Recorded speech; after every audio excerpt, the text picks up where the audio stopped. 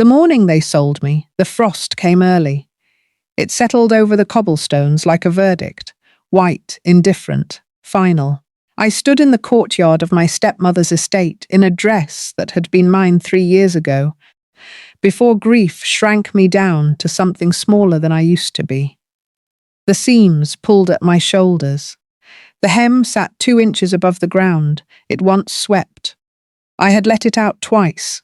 With thread I unraveled from an old curtain in the cellar room where I slept, but fabric, like loyalty, can only be stretched so far before it simply gives. My stepmother, Lady Vesta, stood 6 feet away from me, wearing green silk and a smile that had never once reached her eyes in the 4 years since my father's coffin went into the ground. She was performing warmth for an audience of uniformed men. Soldiers. I registered Imperial Northern Army insignia on their collars, and she was doing it magnificently. She had always been magnificent at performance. It was the one gift she possessed in abundance, and the one she wielded without mercy. I watched her hands as she spoke. Vesta always touched her left wrist when she lied, 3 times in the opening 30 seconds of her greeting. I counted. I had been counting things since I was 8 years old. My father taught me that precision was the only honest language, that numbers did not flatter, maps did not perform, and a calculation done correctly told you the truth whether you wanted to hear it or not. He was the emperor's chief cartographer.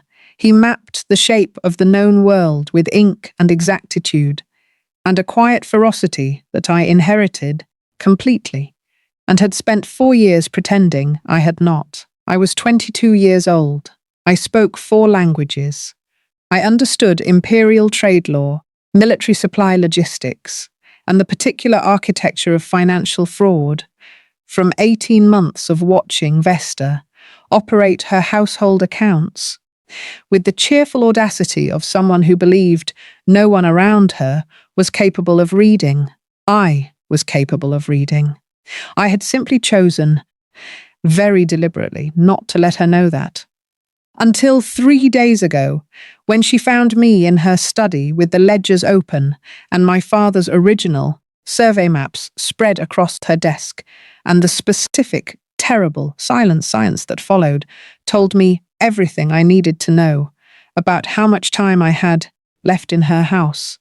This, the courtyard, the soldiers, the green silk, and the frozen ground. This was her answer to that silence. She was relocating the problem. She was relocating me. Before we go one word further into Elara's world, I need to ask something of you. If that frozen courtyard already has you feeling something, if you recognized something in the way she stood there, cold and sold and still thinking, then this story was made for you. And stories like this one only reach the people who need them when the community around them is strong enough to carry them there. So right now, before Elara takes her first step toward that carriage, hit subscribe, hit the like button, and drop a comment telling me where in the world you are watching from. I read every single one. I want to know how far this story is traveling now. Let's go back to that courtyard. Let's watch what happens when the woman they sold decides she is not defeated. The lead soldier's name was Captain George Hensley, and he had the deeply uncomfortable expression of a man who had been given a task he found distasteful but lacked the rank to refuse. He kept his eyes somewhere above my left shoulder while Vesta spoke about me as though I was a piece of property with complicated paperwork, which I was beginning to understand was precisely how she intended to present me. "The girl is healthy," Vesta said, touching her left wrist again. "Quiet, capable with household tasks. My late husband's ward, taken in out of obligation when he passed.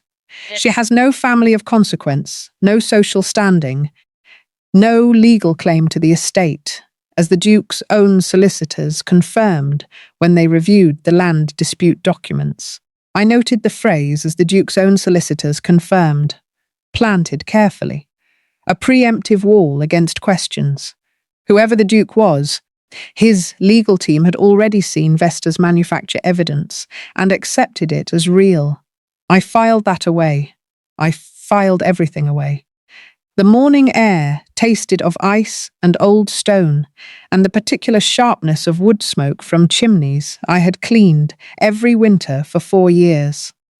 Behind me, through the kitchen windows, I could hear Janet, one of the scullery maids, the only person in this house who had ever said good morning to me with genuine feeling, moving about with her broom. She did not know this was happening. Nobody in the household did except Vesta and Chloe, Vesta's daughter, who was watching from the upper gallery window, with an expression that was 1 part relief and 2 parts, something she was trying very hard not to let look like guilt. Good. Let her feel it. Guilt was the only honest emotion Chloe had ever produced. I hoped she kept it. I hoped it kept her company in the cellar room once Vesta needed a new person to put there. That was unkind. I was not generally an unkind woman, but I had been awake for 36 hours, and my hands were cold, and the man who was apparently here to collect me had still not looked at me directly, which meant either he found the transaction genuinely beneath him, or he was being very careful about something, and I had not yet determined which. Then a second carriage door opened. He did not emerge dramatically. There was no theatrical pause, no deliberate performance of authority. He simply stepped down from the carriage with the economical movement of someone who did not waste energy on spectacle because he had never needed it. He was tall, considerably so, broad across the shoulders in the way of a man who had built his body through use rather than decoration, and he wore a dark travelling coat over his uniform that hung from him like armour that had learned to look like clothing. His hair was dark and slightly disordered from the journey. His jaw was set with the particular tension of exhaustion controlled rather than acknowledged. His eyes were grey, not romantically grey, not poetically grey. The grey of overcast November skies above a military field, flat, comprehensive, seeing everything and reacting to none of it. Duke Aldric Voss of the Northern Imperial Territories looked at my stepmother, the way a surveyor looks at terrain he has been asked to assess, with patience, with distance, and with the quiet readiness to find the problem that had not been disclosed in the briefing. Then he looked at me. I met his gaze directly. I had learned in 4 years of servitude that the people who cause the most damage are the ones who notice you flinching. I had trained myself out of the flinch entirely. My father used to say that a map drawn in fear always placed the mountains in the wrong position. Aldric Voss looked at me for approximately 4 seconds. His expression did not change at all. Not contempt, not interest, not discomfort. He looked at me the way a careful reader looks at the first sentence of a document he has not yet determined the relevance of, with held judgment and complete attention. Then he looked back at Vesta and said, "The land documents. Not hello, not good morning, not any of the social courtesies that men of his rank were expected to perform for women of Vesta's pretensions. Just the land documents." Vesta's performance flickered for precisely 1/2 second. Then she produced the documents from her travelling case, with a smile that could have cut glass. "Of course, Your Grace." He read them standing up. All 12 pages. He did not rush, he did not skim. Captain Hensley stood at parade rest. Vesta's smile maintained its structural integrity through what I estimated was 4 full minutes of absolute silence. I used those 4 minutes to count the soldiers, 8, plus Hensley, plus the Duke, and to identify which of them was watching the road rather than the courtyard, which of them had his weapon hand loose, rather than resting, and which of them had the particular watchfulness of a man who was the real bodyguard, in a group where the obvious bodyguards were partially decorative. That one was standing 3 feet to the Duke's left, unremarkable clothes under a standard issue coat. He had not looked at Vesta once. He had been watching me since I stepped into the courtyard. Interesting. The cartographic survey referenced in section 4, Aldric said without looking up from the documents, is identified as Survey 18 of the Northern Reaches, authored by imperial cartographer Richard Ashvale. Ashvale died 4 years ago. Vesta said. His estate passed entirely to the land office upon his death, as the documents confirm. A pause. Brief. The girl. Vesta's hand moved to her left wrist. His ward. Not his heir. There was no legal inheritance claim. Aldric finally looked up from the documents. He looked at me again. Not at Vesta, at me. What is your name? The question was directed at me with the same flat precision as everything else he had said. No condescension, no performance. A question requiring data. Elara Ashvale, I said. My voice came out steady. I was grateful for that. Richard Ashvale's daughter. The word daughter sat in the courtyard air like something solid. Vesta's jaw moved, barely perceptible. But I had been watching her jaw for 4 years. Aldric held my gaze for one more moment. Then he handed the documents back to Captain Hensley, turned, and walked back toward his carriage. We leave in 10 minutes, he said, and that was the entirety of his contribution to the negotiation. Vesta turned to me with a smile that was entirely for the soldiers' benefit. Say goodbye, Elara. I looked at the house, at the kitchen window where I could still hear Janet's broom, at the upper gallery where Chloe had stopped, pretending she wasn't watching. I did not say goodbye. There was nothing here that had ever been mine to leave. I walked to the carriage. The interior was warm. That surprised me. I had been bracing for cold leather and contempt, but someone had placed a heated brick wrapped in flannel beneath the seat, and the curtains were heavy wool, and the whole carriage smelled of cedar and old parchment, and the faint ghost of tobacco that spoke of long hours, and no particular interest in comfort for comfort's sake. I sat across from an empty seat. Aldric had taken a separate carriage, apparently, because of course he had, and I put my hands in my lap and I breathed. The carriage jolted forward. The estate gates passed the window, and then the road. And then, very quickly, the road I had looked at from a cellar window for 4 years disappeared entirely, and I was simply moving through a world I had not been permitted to move through in a very long time. I allowed myself exactly 90 seconds of something that was not quite feeling, because I did not have the luxury of feeling, but was perhaps the precursor to it. A kind of resonant silence in my chest where, if things had been different, grief might have lived. Then I looked at the travelling case that had been placed in the carriage before my arrival. It was not mine. It was too fine. Dark leather with brass fittings. It had been left here deliberately, and it was slightly open, and the edge of a document was visible, and something about the corner of that document was familiar in the particular, precise way that familiar things are when you have spent years cataloguing them. I leaned forward. I pulled the document free with 2 fingers. It took me 3 seconds to recognize it. 3 seconds because the document was aged, and the ink had faded at the edges, and someone had folded it incorrectly. Cartographers never fold along the survey lines, only perpendicular to them, because folding along a line creates a crease that distorts the measurement. But the handwriting in the margin annotations was my father's. I would have known it in darkness, in smoke, in any condition whatsoever. It was Survey 18 of the Northern Reaches. The document Vesta had cited in her land fraud. The original.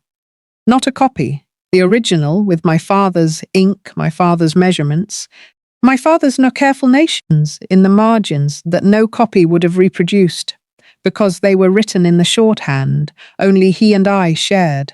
I read the margin notes. My chest performed something complicated and entirely internal.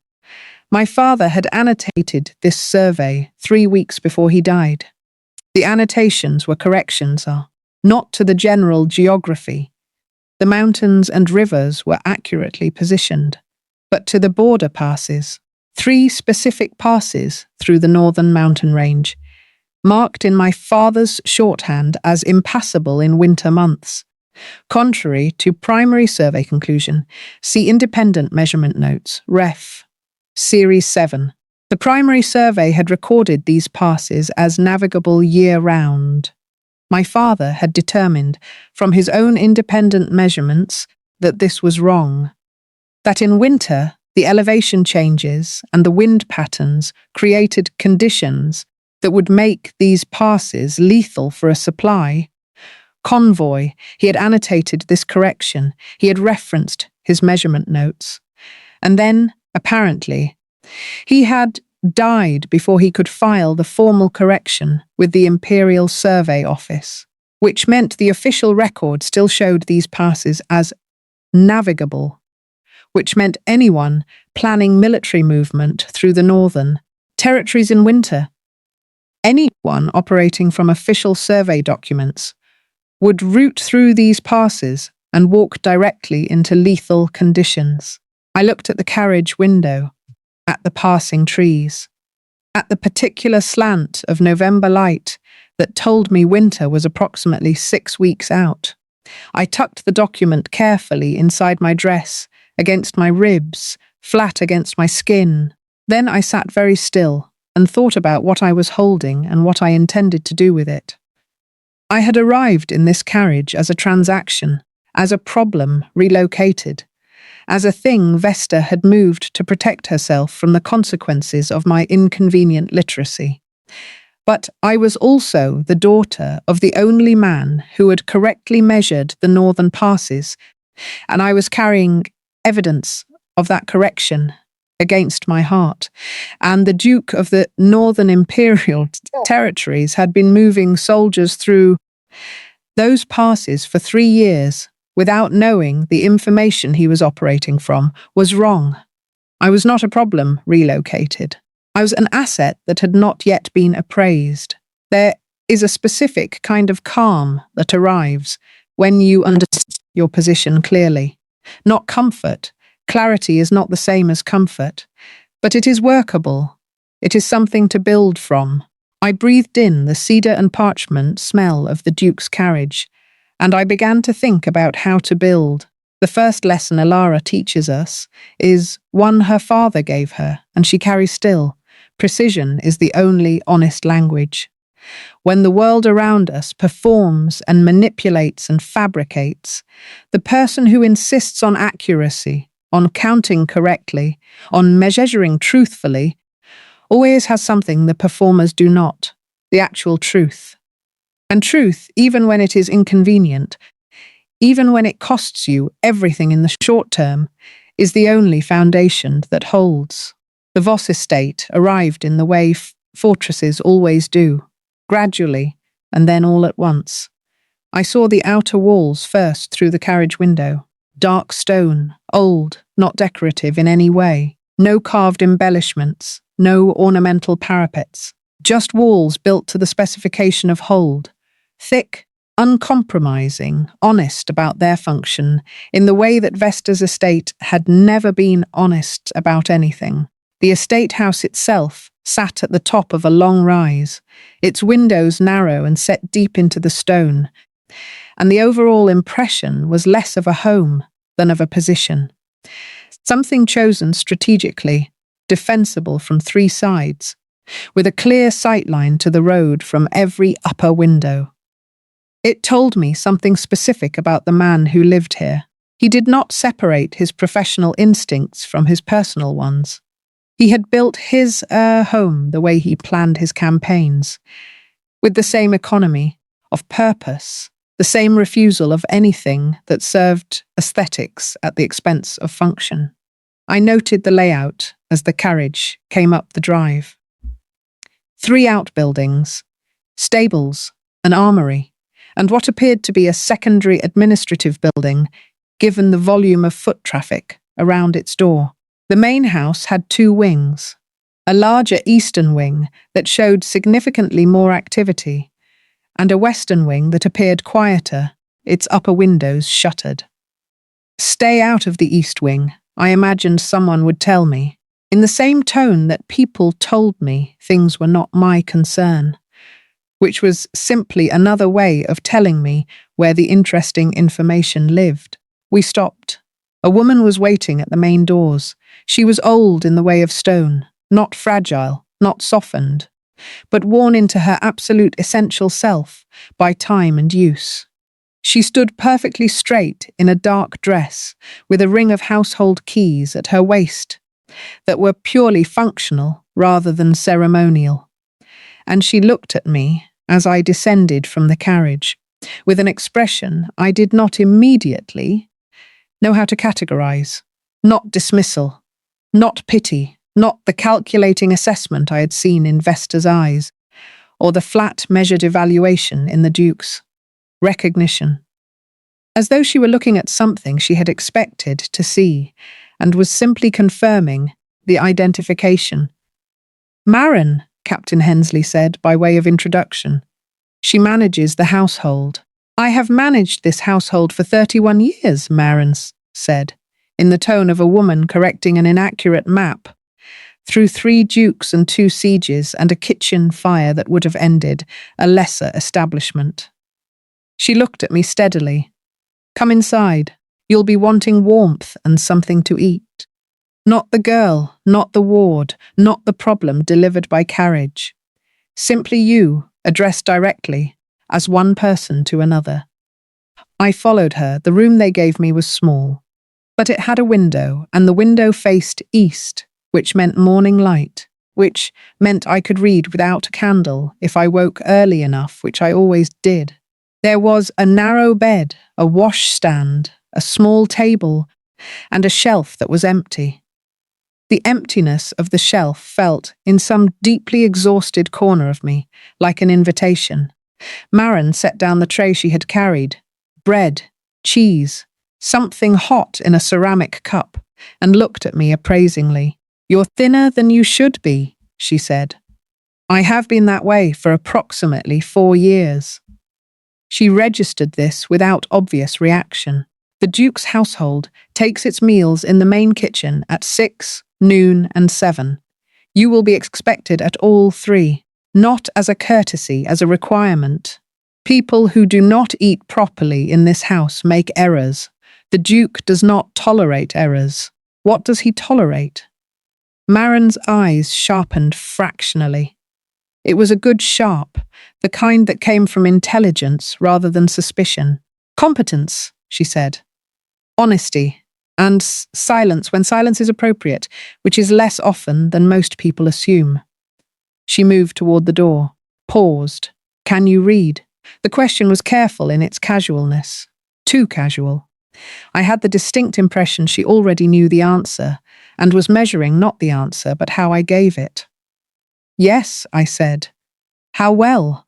Well enough to notice when someone has made an error in a document, and well enough to know which errors were accidental and which were not."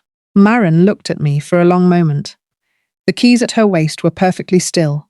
Then she said, simply "good," and left. I spent my first 3 days learning the house the way my father taught me to learn a map. From perimeter to centre, from structure to detail, from the broad shape of things to the specific weight of their particulars. The estate ran on a schedule of iron regularity. Soldiers came and went through the eastern wing. Briefings, I gathered, and supply reports, and the particular organised chaos of a military establishment that happened to also have furniture in it. The western wing housed the Duke's private rooms, library, and what Marin referred to as the map room, with a tone that suggested I should not expect access to it. I did not ask about the map room. I was assigned on the second day to assist the estate steward, a harried, overwhelmed man named James Breckley, who had the look of someone running permanently 3 tasks behind his own capacity. He was managing the household accounts, the estate ledgers, the supply requisitions for the military wing, and apparently also the correspondence that should have been handled by a secretary who had left 3 months ago and not been replaced. James handed me a stack of correspondence with the relieved expression of someone dropping a very heavy thing and said, "File by date, please, and flag anything that requires a response." I filed by date. I flagged everything that required a response. I also, because I could not help it, noticed that the supply account for the Eastern Wing had a recurring discrepancy.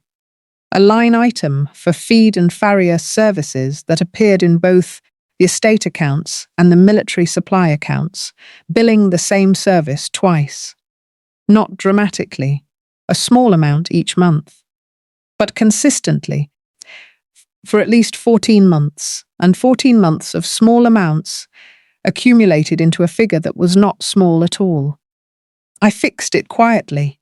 I adjusted the accounts, noted the correction in the margin, in the most unremarkable handwriting I owned, and said nothing.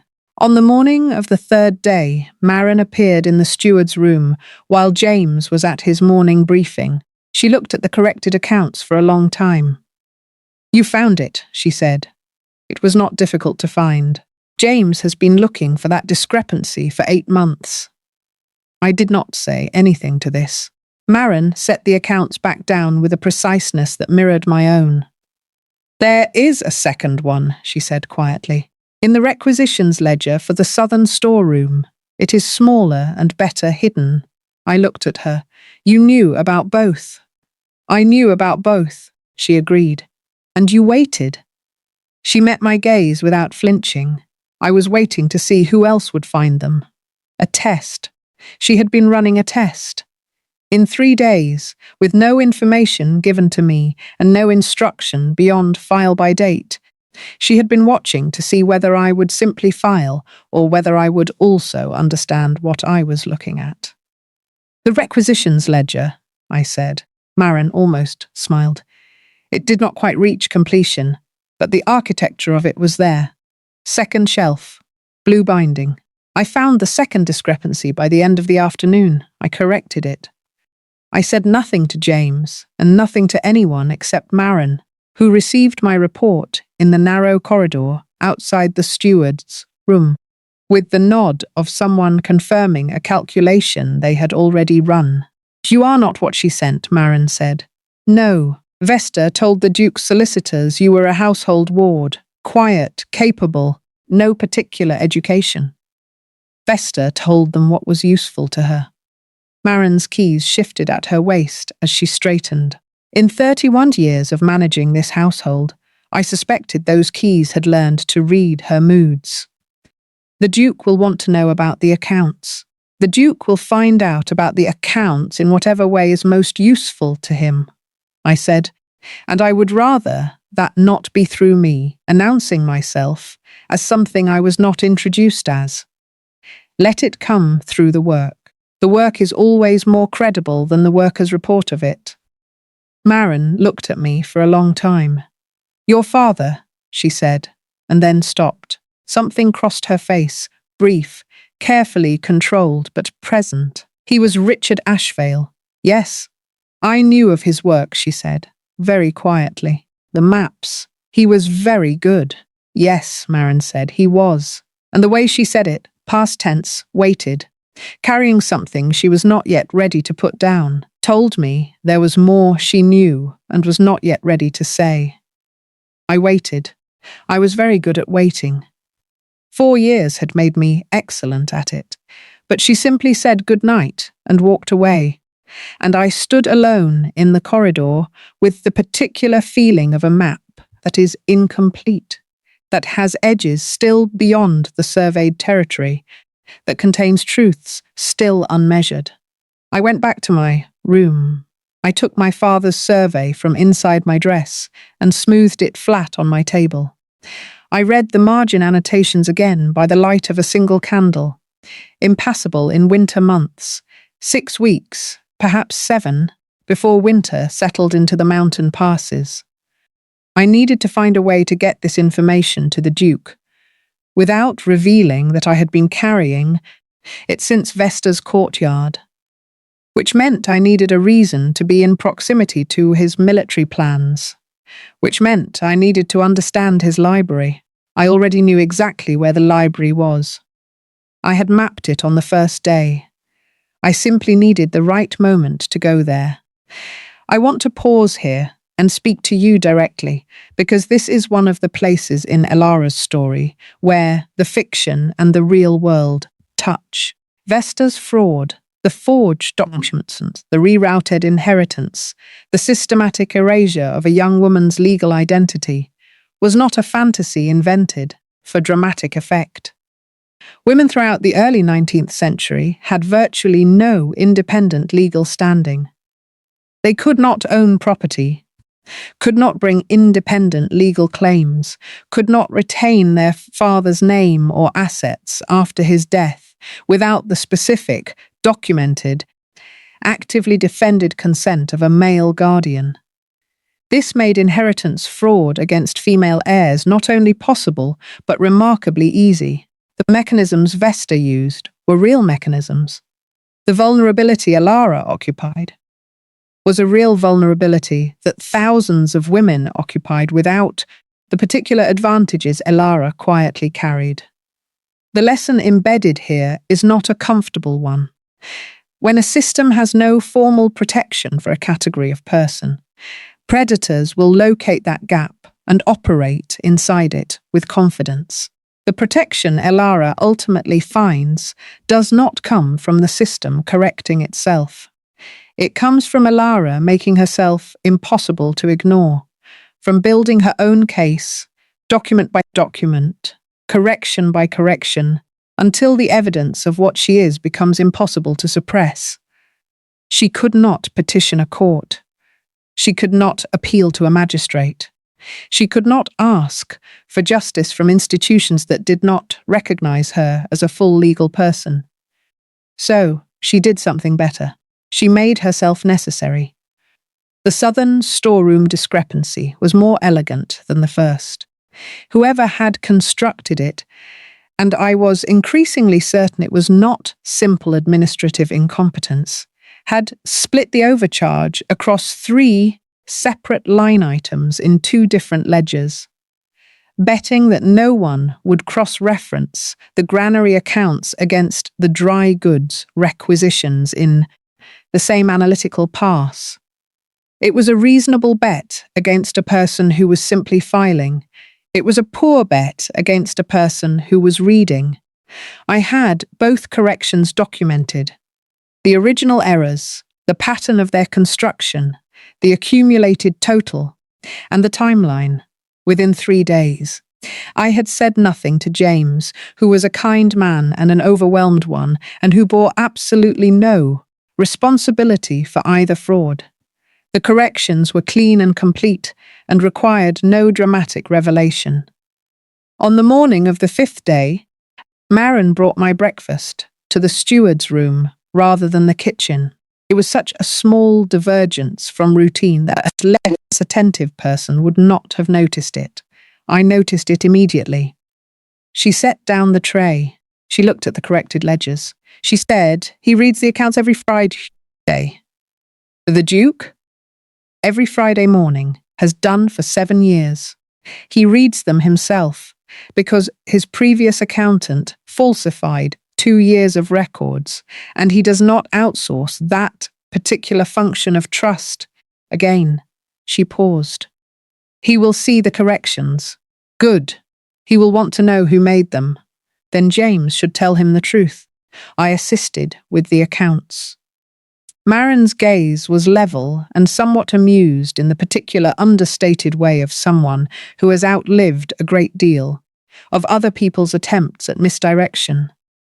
And if he wants to speak with you directly, then I will speak with him directly, I said, and I will be accurate about what I found and how I found it, and I will not editorialize or perform. You sound like your father, Marin said. I went very still. She said it softly, not carelessly, with great care, actually, and with something underneath the care that I could not immediately name, because it was more complex than sympathy, and less simple than pity. It was the particular quality of someone carrying knowledge they have been holding a very long time, and are only now deciding whether to hand it over. You knew him, I said. I knew of him, she said, with the fractional but meaningful distinction of someone choosing her words like a map annotator, precisely, where every word does specific work. My nephew worked in the Land Records Office for 11 years. He was the notary who handled a significant portion of the imperial cartographic estate transfers after the senior cartographers passed. She said this, looking at the window, at the winter-grey sky above the stone walls. He'd died 6 months after your father, she added. Influenza, the report said. I looked at her profile against the grey light, at the set of her jaw, which was the jaw of a woman who had been holding something heavy for a very long time, and had learned to hold it upright through practice. Marin, I said carefully. Not yet, she said, still looking at the window.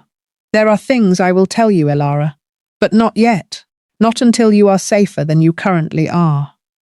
She finally turned to look at me, which means not until the Duke knows what you actually are, rather than what Vesta told him you were. And how do I make that happen? You already are, she said. Every day you sit in that room and correct what is broken without announcing yourself, you are building the case. Evidence accumulates. That is what your father believed, yes. My father had said exactly that. He had said it about maps and about people and about the particular slow justice of careful documentation. He had believed it so thoroughly that he had spent the last months of his life meticulously annotating corrections to a survey that had the power to save lives. He had believed that evidence accumulated, and that truth, eventually, outweighed fabrication. I had to believe that too. The alternative was not a map I was willing to follow. Yes, I said, that is what he believed. Marin picked up the empty tray. Friday, she said. He reads the accounts Friday. She left. I looked at the corrected ledgers on the desk. I picked up my pen and made certain the margin notations were exactly right. I went to the library on a Thursday, not because Thursday was strategically optimal, but because the supply correspondence I had been filing for James contained a letter dated 6 weeks prior, apparently overlooked in the pile, referencing a winter convoy route through the northern mountain range, and the route description matched with terrible precision the pass my father had annotated as impassable in winter months. The convoy was scheduled for the 23rd of November. I was looking at the letter on the 19th, 4 days. I had been patient. I had been building my case through the accounts, through Marin, through the slow accumulation of demonstrated competence that I hoped would eventually earn me access to a conversation where I could say what I needed to say. But patience has limits that are defined by circumstances outside it, and a convoy of men walking into a mountain pass that would kill them in winter weather was a circumstance that substantially shortened my timeline. I needed to see the full military correspondence. I needed to confirm what I suspected. I needed to understand the scope of the error before I could present the correction. The library was in the West Wing. Marin had told me, in passing, that it was not locked because the Duke did not believe in locking rooms from his own household. He believed instead in consequences for unauthorized use that were sufficiently clear that locking became unnecessary.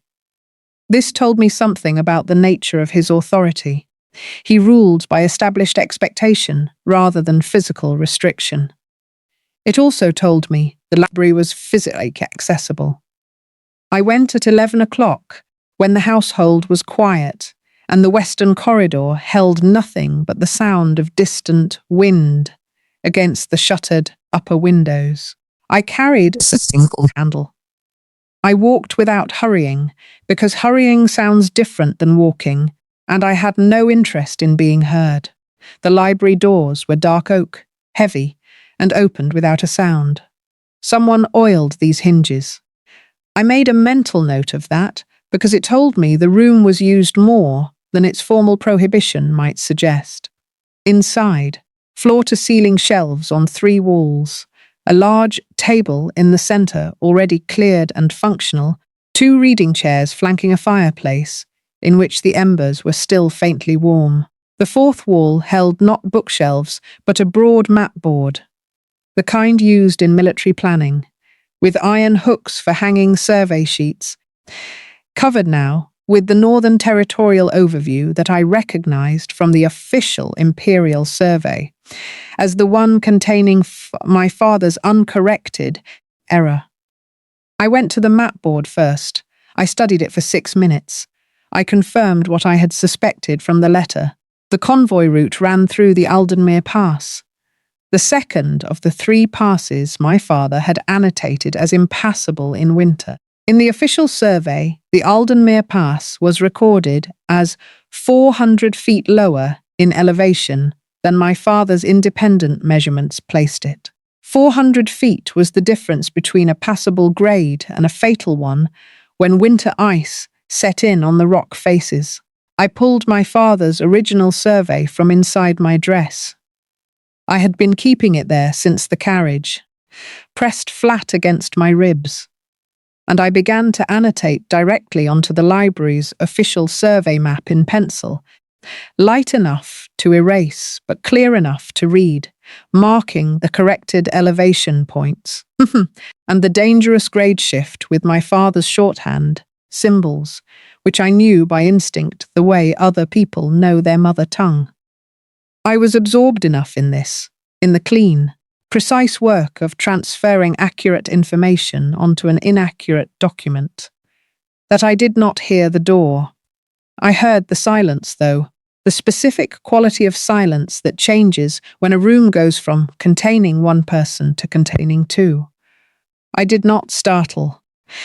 I finished the notation I was mid-process on, because interrupting a margin annotation at the wrong point creates ambiguity, and ambiguity in a survey measurement can kill people.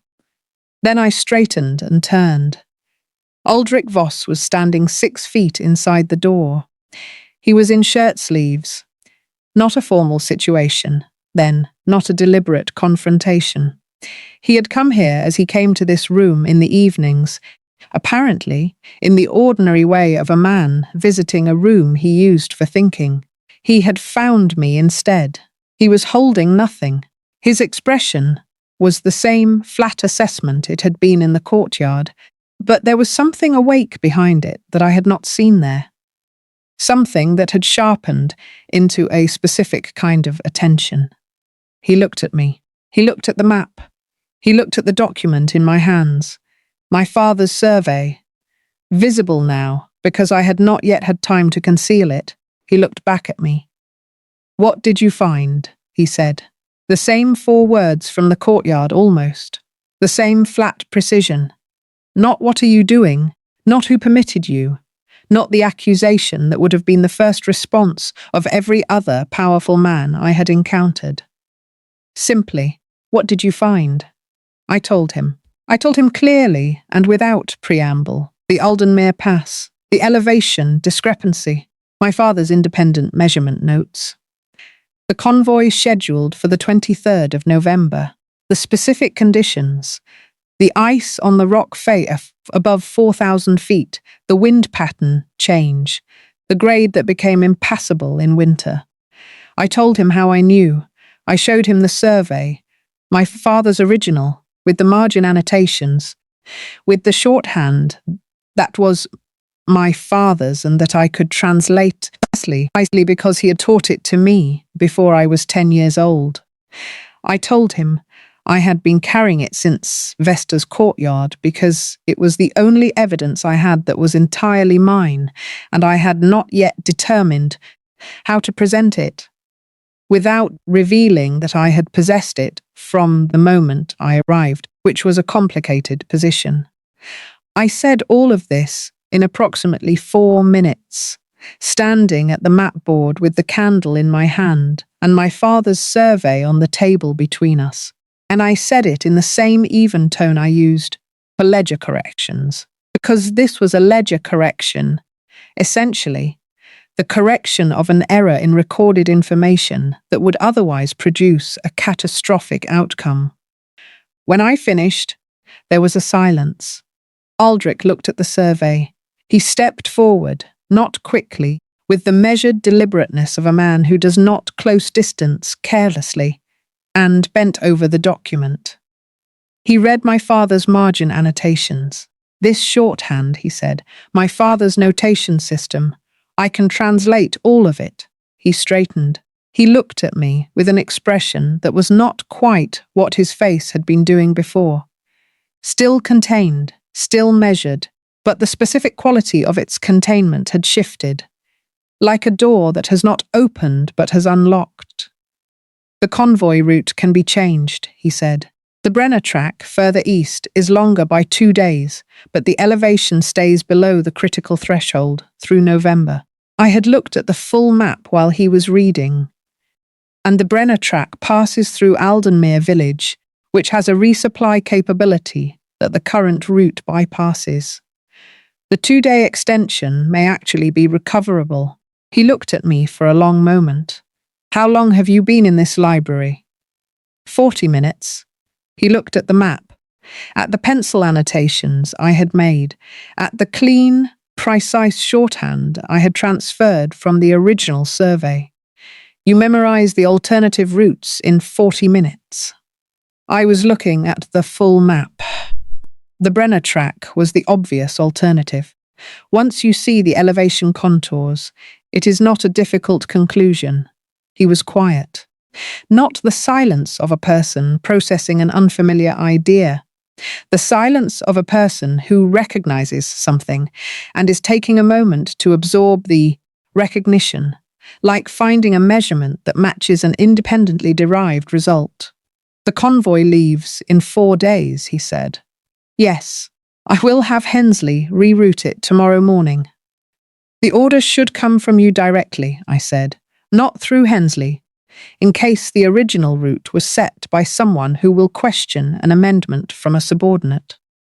He looked at me with that unlocked quality again, more pronounced now. "Why do you know how military orders work?" My father mapped military territories for 20 years. He explained the logistics to me because he found the intellectual problem interesting, and he thought I did too. I paused. I did. A silence, different from the previous ones, not evaluative. Something else. Something that was perhaps the first thread of a thing that was not entirely professional in its texture. "Your father," he said. "Richard Ashvale." "Yes, his maps built half of the Northern Territorial Survey." "The better half," I said. "The official survey office produced the first edition. My father produced the corrections." Something moved across Aldric's face. Not quite a smile. The infrastructure of one, perhaps. The architectural suggestion. And it was there for approximately 1 second, before his expression resumed its habitual flatness.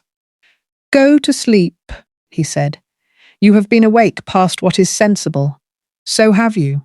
He looked at me for one more long, measuring moment. "Yes," he said, "I have." And he crossed to the map board and began examining my annotations, and I gathered my father's survey from the table and walked to the door with the candle, and I did not look back, but I felt his gaze the entire length of the room. I went to bed.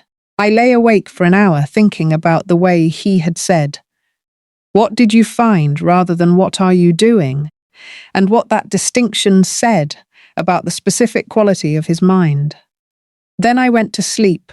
Commander Richard Rail arrived at the estate on a Monday morning with the particular energy of a man who moved through rooms as though he had already decided they belonged to him. He was handsome. That was the first thing I registered. And I registered it in the purely analytical way. I catalogued information, not because it moved me, but because I knew it moved other people, and that made it a factor. He had the kind of face that had probably been charming since boyhood, and that had never been required to develop any other quality, because charm had always been sufficient currency. He wore his uniform as though it had been designed specifically for him rather than for the imperial army generally, and he shook hands with the posture of a man who considered every handshake a negotiation he was winning.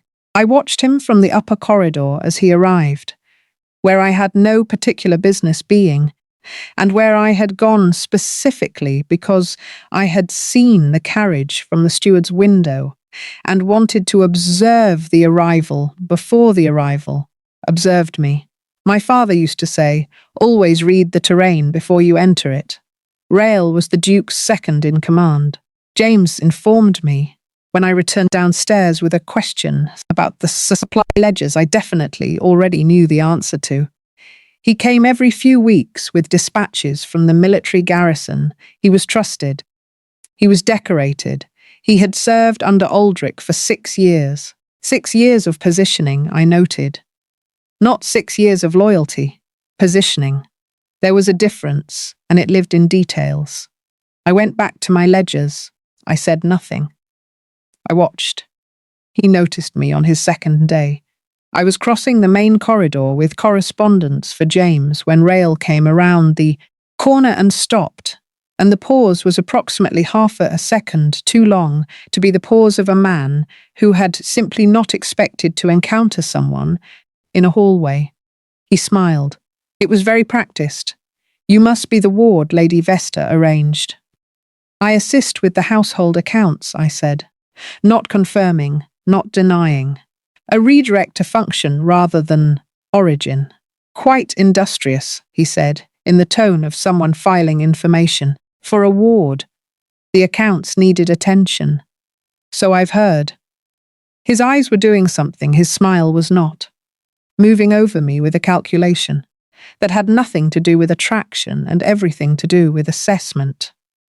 "The Duke mentioned you found a discrepancy in the supply ledgers." The Duke had mentioned it. To Rail, I did not react to this information in any visible way. "2 discrepancies," I said, both corrected. "Impressive. And what were you doing in the library Thursday night?" "Ah," someone had told him. Not the Duke. The Duke would not have framed it as a question to Rail. A servant, then, or one of the guards on the corridor. Someone in this house reported to Rail with sufficient speed and accuracy to constitute a regular practice. I looked at him steadily. Consulting the Northern Survey maps, there was a potential route error in a convoy plan, and you identified it. And I corrected it, and the Duke allowed this. Not a question, a conclusion being drawn in real time, and I could see from his expression that the conclusion was not comfortable. "The Duke redirected the convoy," I said. The route correction was the relevant outcome. Rail's smile did not change. His eyes did. "Of course," he said pleasantly. "Remarkable.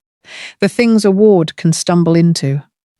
He stepped past me with the ease of a man who never considers that a step past someone might be a declaration. "Good morning." I watched him continue down the corridor. My father used to say that the most dangerous enemies were the ones who smiled. Not because the smile hid malice. Obvious malice is at least honest, but because the smile was a claim. A claim that everything is ordinary, that there is no conflict here, that your concern is an overreaction. The smile was designed to make you doubt your own reading of the terrain. I did not doubt my reading. I went to find Maren. "Tell me about Rael," I said when I found her in the linen room. She did not look up from the sheets she was folding. "He has served under the Duke for 6 years.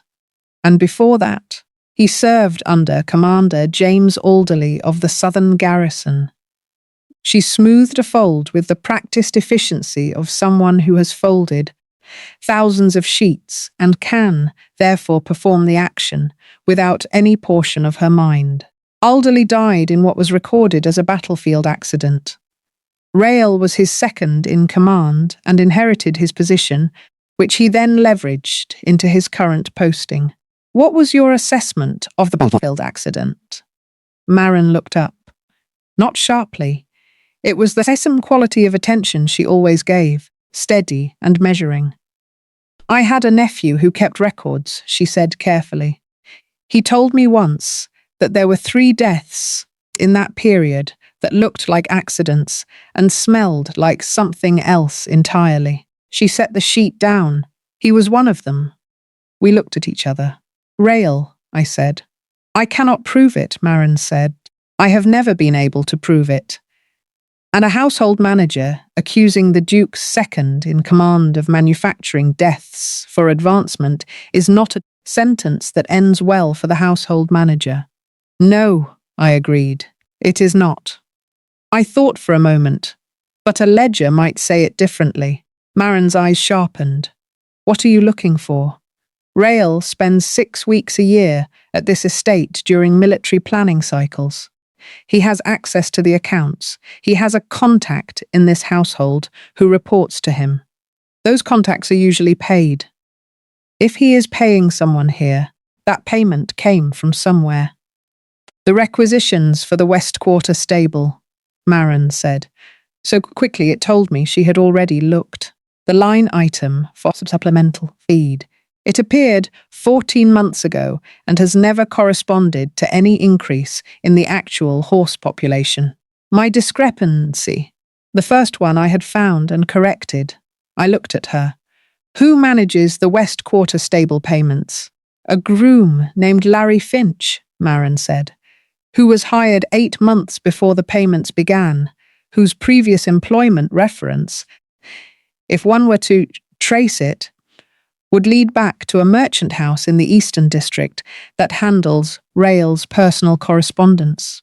We stood in the linen room for a moment with the weight of everything neither of us could yet prove sitting between us like a completed calculation, whose result we were not ready to present. "He knows I am a complication," I said. "Yes, he will move against me. Yes. Then I need to be useful enough that moving against me costs more than tolerating me."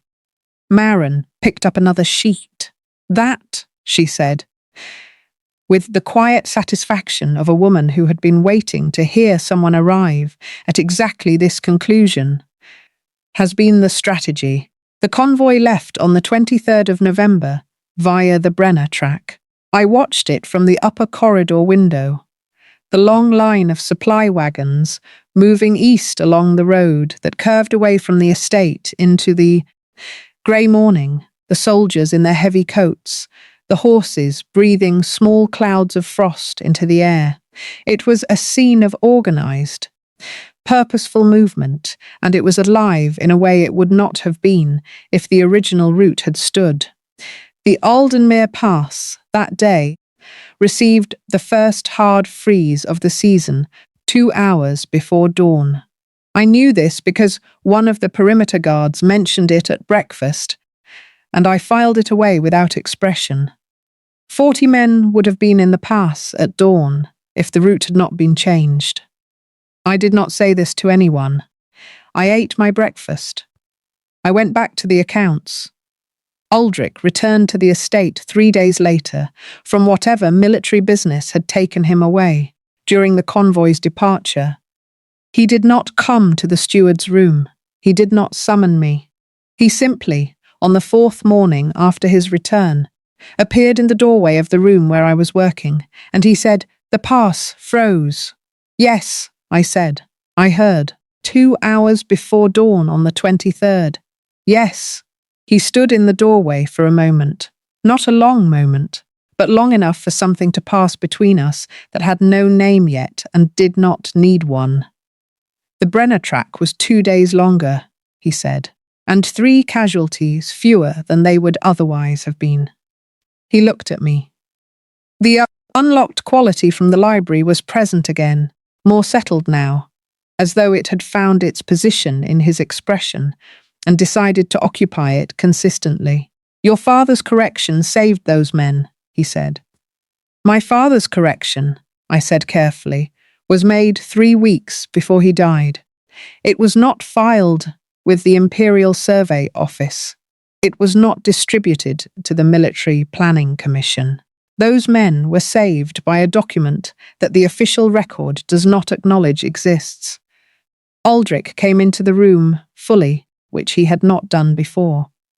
He sat in James's chair across the desk from me, with the particular deliberateness of a man choosing to occupy a position rather than drifting into one.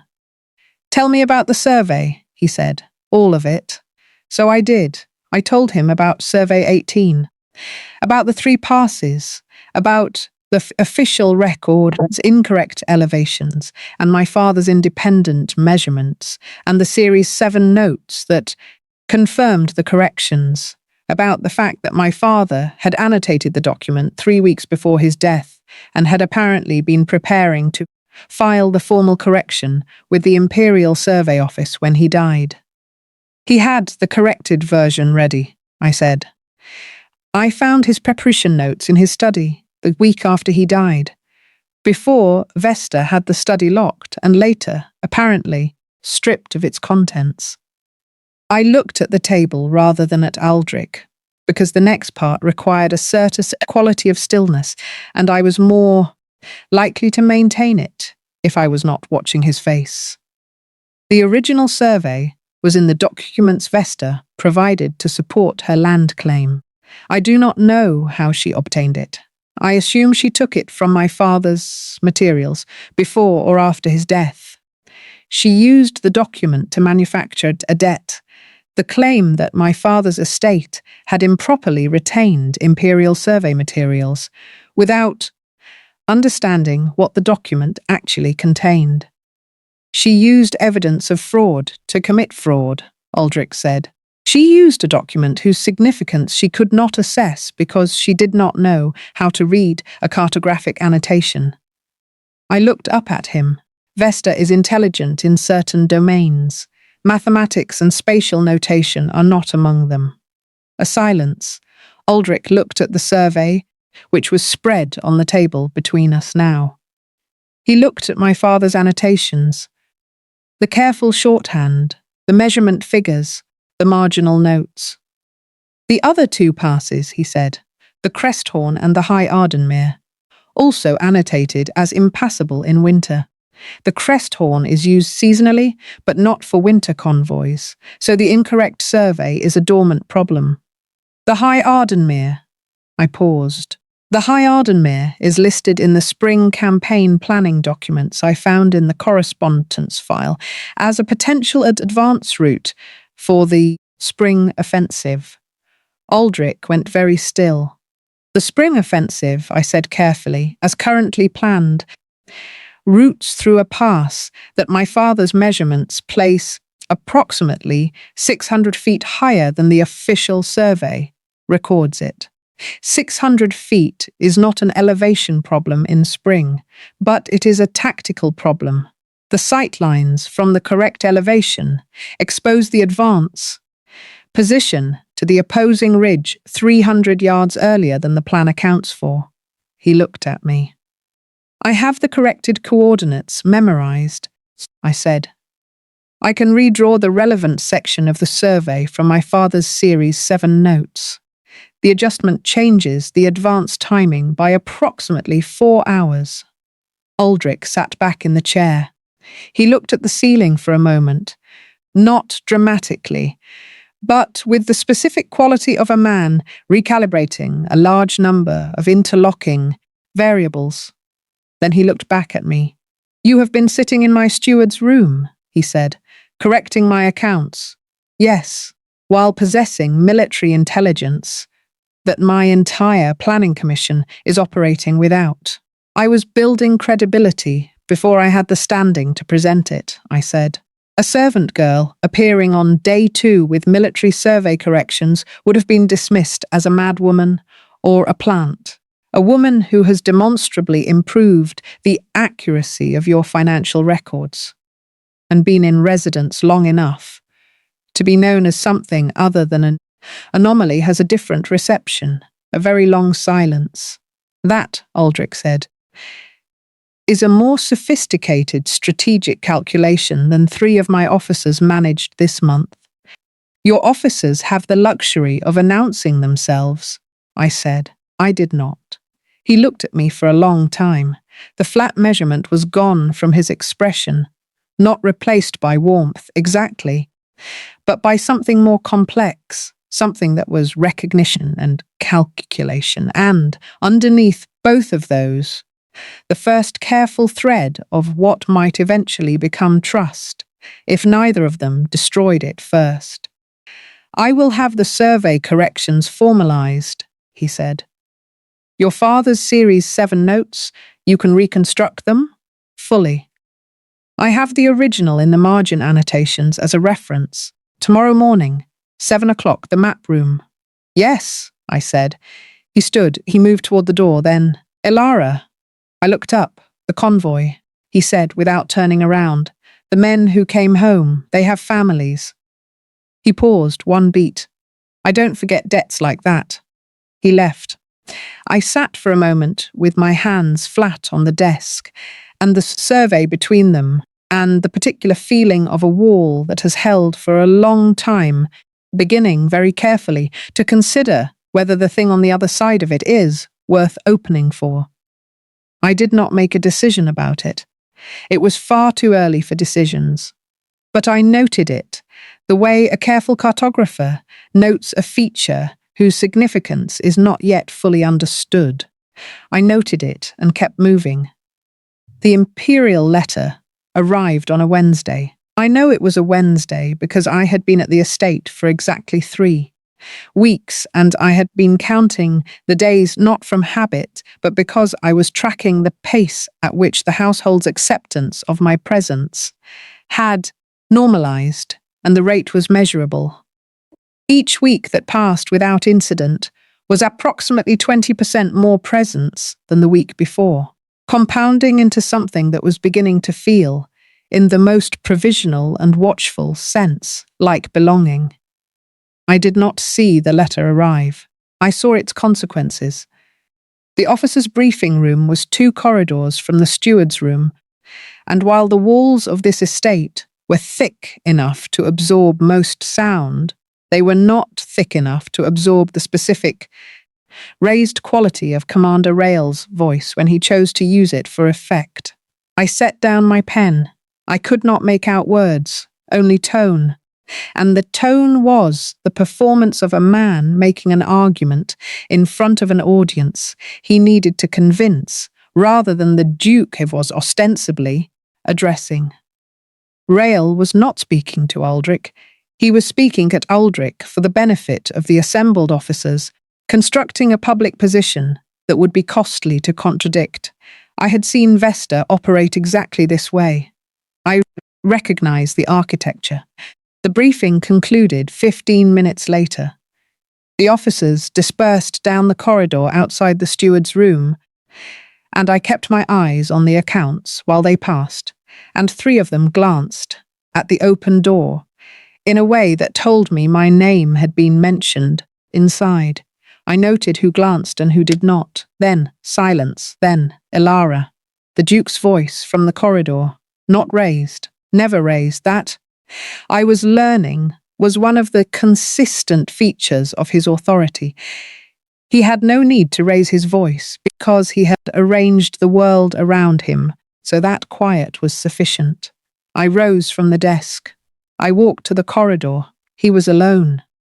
He stood with the particular stillness of a man who has spent an hour controlling something he found disagreeable, and is now, in the specific aftermath of that control, very still, very composed, something behind the composure that was not anger but was adjacent to it. "Come with me," he said. He led me to his study. Not the library, a different room, smaller, more functional. A desk, a set of chairs, a fireplace currently producing warmth.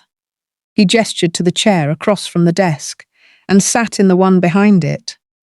And for the first time since I had arrived in his house, we were arranged in the formal positions of two people having a deliberate conversation, rather than the informal adjacency of a man who had found a woman in his library. "The Emperor," he said, "has issued a directive requiring me to take a bride of noble birth within 60 days to secure a northern political alliance." He said this with the same flat information delivery as everything else, not apologetic, not building toward it. Simply, the data. "And Commander Rail," I said, "has suggested that my presence here is a complication to that process." A silence. "How much of that conversation did you hear?" The tone, and a great deal about the nature of complication from the look 3 of your officers gave the steward's door as they left. He looked at me. Something shifted in his expression. Not quite the acknowledgement of being read accurately, but the particular adjustment of a man who is revising his assumption about the degree to which a room can be surveyed by someone sitting quietly inside it. "If I were to send you back," he said, "what would happen to you? Not what would you do? What would happen to you?" The distinction was not accidental. He was not asking about my plans. He was asking about my actual material safety. He wanted the true calculation, not the polite one. I told him. I told him that Vesta had discovered the forged ledgers 3 days before she gave me to his household, and that the sequence, discovery, immediate relocation, was not coincidental. I told him that the forged documents she had used to manufacture the land debt were built on altered versions of my father's estate transfer records.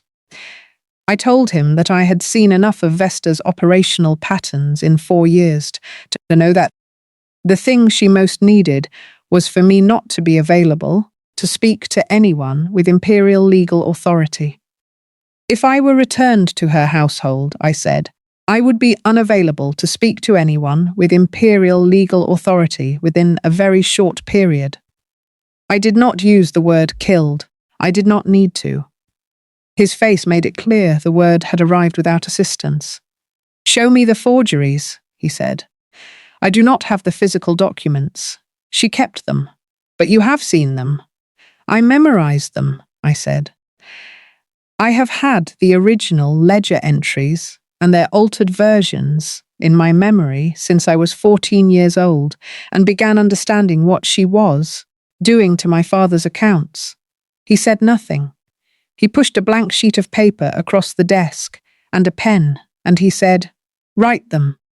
I wrote for 40 minutes.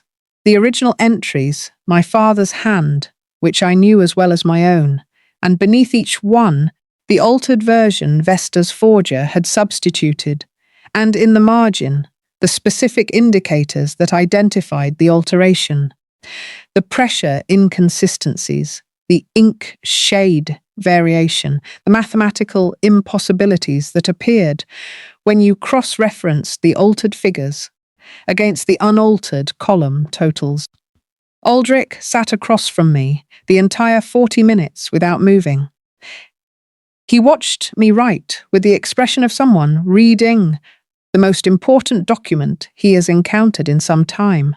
When I finished and set down the pen, he picked up the pages. He read them in silence. "You've been carrying this," he said, "since before I met you." "Yes." He set the pages down. He looked at me, and the look was not the flat measurement of the courtyard, and not the unlocked quality of the library, and not any of the gradations I had catalogued between them. It was something new, something that looked like the specific and somewhat alarmed recognition of a person who has underestimated a situation and is now fully revising. "You corrected my supply routes," he said slowly, as if reconstructing a sequence. "You fixed my accounts. You identified a traitor's payment trail." He paused. "And you have been carrying material for evidence of a multi-year fraud scheme in your memory since you were a child." "Since I was 14, I said. "What else are you carrying?"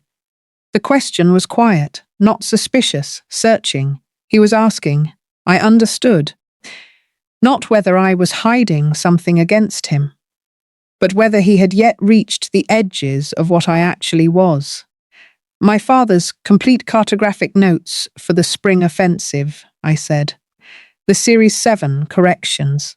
The correct measurements for all 3 passes, and for the eastern border gradient that the current Planning Commission has wrong by approximately 30 degrees.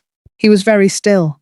"I can also," I said, "read, write, and speak court Latin," which is relevant because the Emperor's representative, who will be arriving to assess your compliance with the marriage directive, is a man named Christopher Weil, who conducts his most sensitive conversations in Latin, under the assumption that his provincial hosts do not understand it. Aldric looked at me across the desk. For approximately 5 seconds, nothing moved in that room except the fire. "How?" he said, with the precise quality of a man choosing his words with complete care. "Did Vesta consider you a problem she could simply relocate?" "She is intelligent in certain domains," I said. "As I mentioned, my father's gift is not one of them." Something moved across his face then, that infrastructure of a smile again, more complete this time, arriving and staying for a full 2 seconds before his expression returned to its habitual configuration. But the 2 seconds were there. I had witnessed them. I filed them away with the same care I gave everything else. "The accounts," I said, because I needed us back on ground I knew how to stand on. "Rail's payments to the groom. I corrected the line item, but I preserved the original entries before I altered them. I can reconstruct the full payment history." "Do it," Aldric said. "And Elara." He paused. "You are not being sent back." I looked at him. "You are an asset to this estate that I have only partially appraised," he said.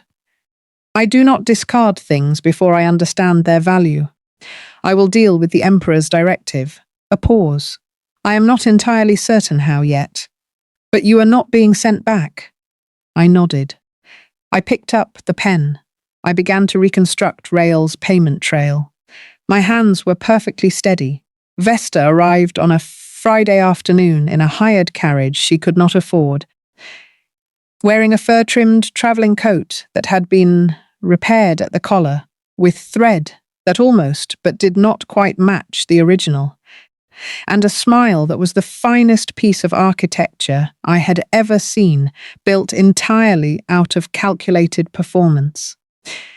I saw her from the map room window, where I had been working since 7 that morning with Aldric on the survey corrections, and the physical sight of her, that particular posture, that particular quality of deliberate grace with which she descended from a carriage, hit me somewhere in the body before it reached the mind. Not fear. Fear had been replaced at some point in the past 3 weeks by something colder and more useful. What I felt was the specific alertness of a person who has been tracking a threat at a safe distance and has just watched the distance change. "Someone is arriving," I said. Aldric looked up from the survey sheet he was annotating. He looked at the window. His face went from its working expression, focused, open, the particular quality it had when we were in the map room together, and the rest of the world became secondary to the problem on the table, to its controlled public configuration. "Lady Vesta," he said, not a question. He had been told she was coming then. or he had intelligence about it that I did not.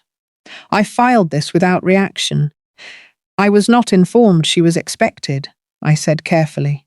She is not, Aldric said. He closed the survey sheet with one precise fold. She arrived unannounced at the Eastern Gatehouse this morning and presented herself as coming to retrieve her ward out of maternal concern. He looked at me. I agreed to receive her. I looked at him. Because, he said, with the measured quality of someone giving a briefing, the best position from which to evaluate the nature of a threat is proximity. I wanted to see what she does when she believes she has leverage. He was running a test. He had let her come. He wanted to observe her. I sat with this for a moment.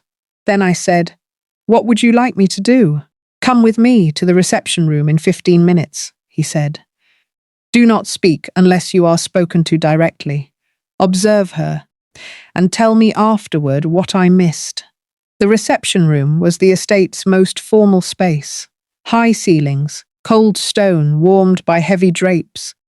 The kind of room that communicated authority through age and mass. Aldric was already standing when Vesta was shown in, which was itself a statement. He had not seated himself to receive her. He had positioned himself standing so that the room's geometry worked in his favour. Vesta swept in with magnificent control. Green silk travelling dress.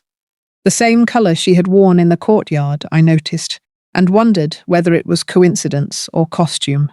And the performance of warm, maternal worry already fully assembled.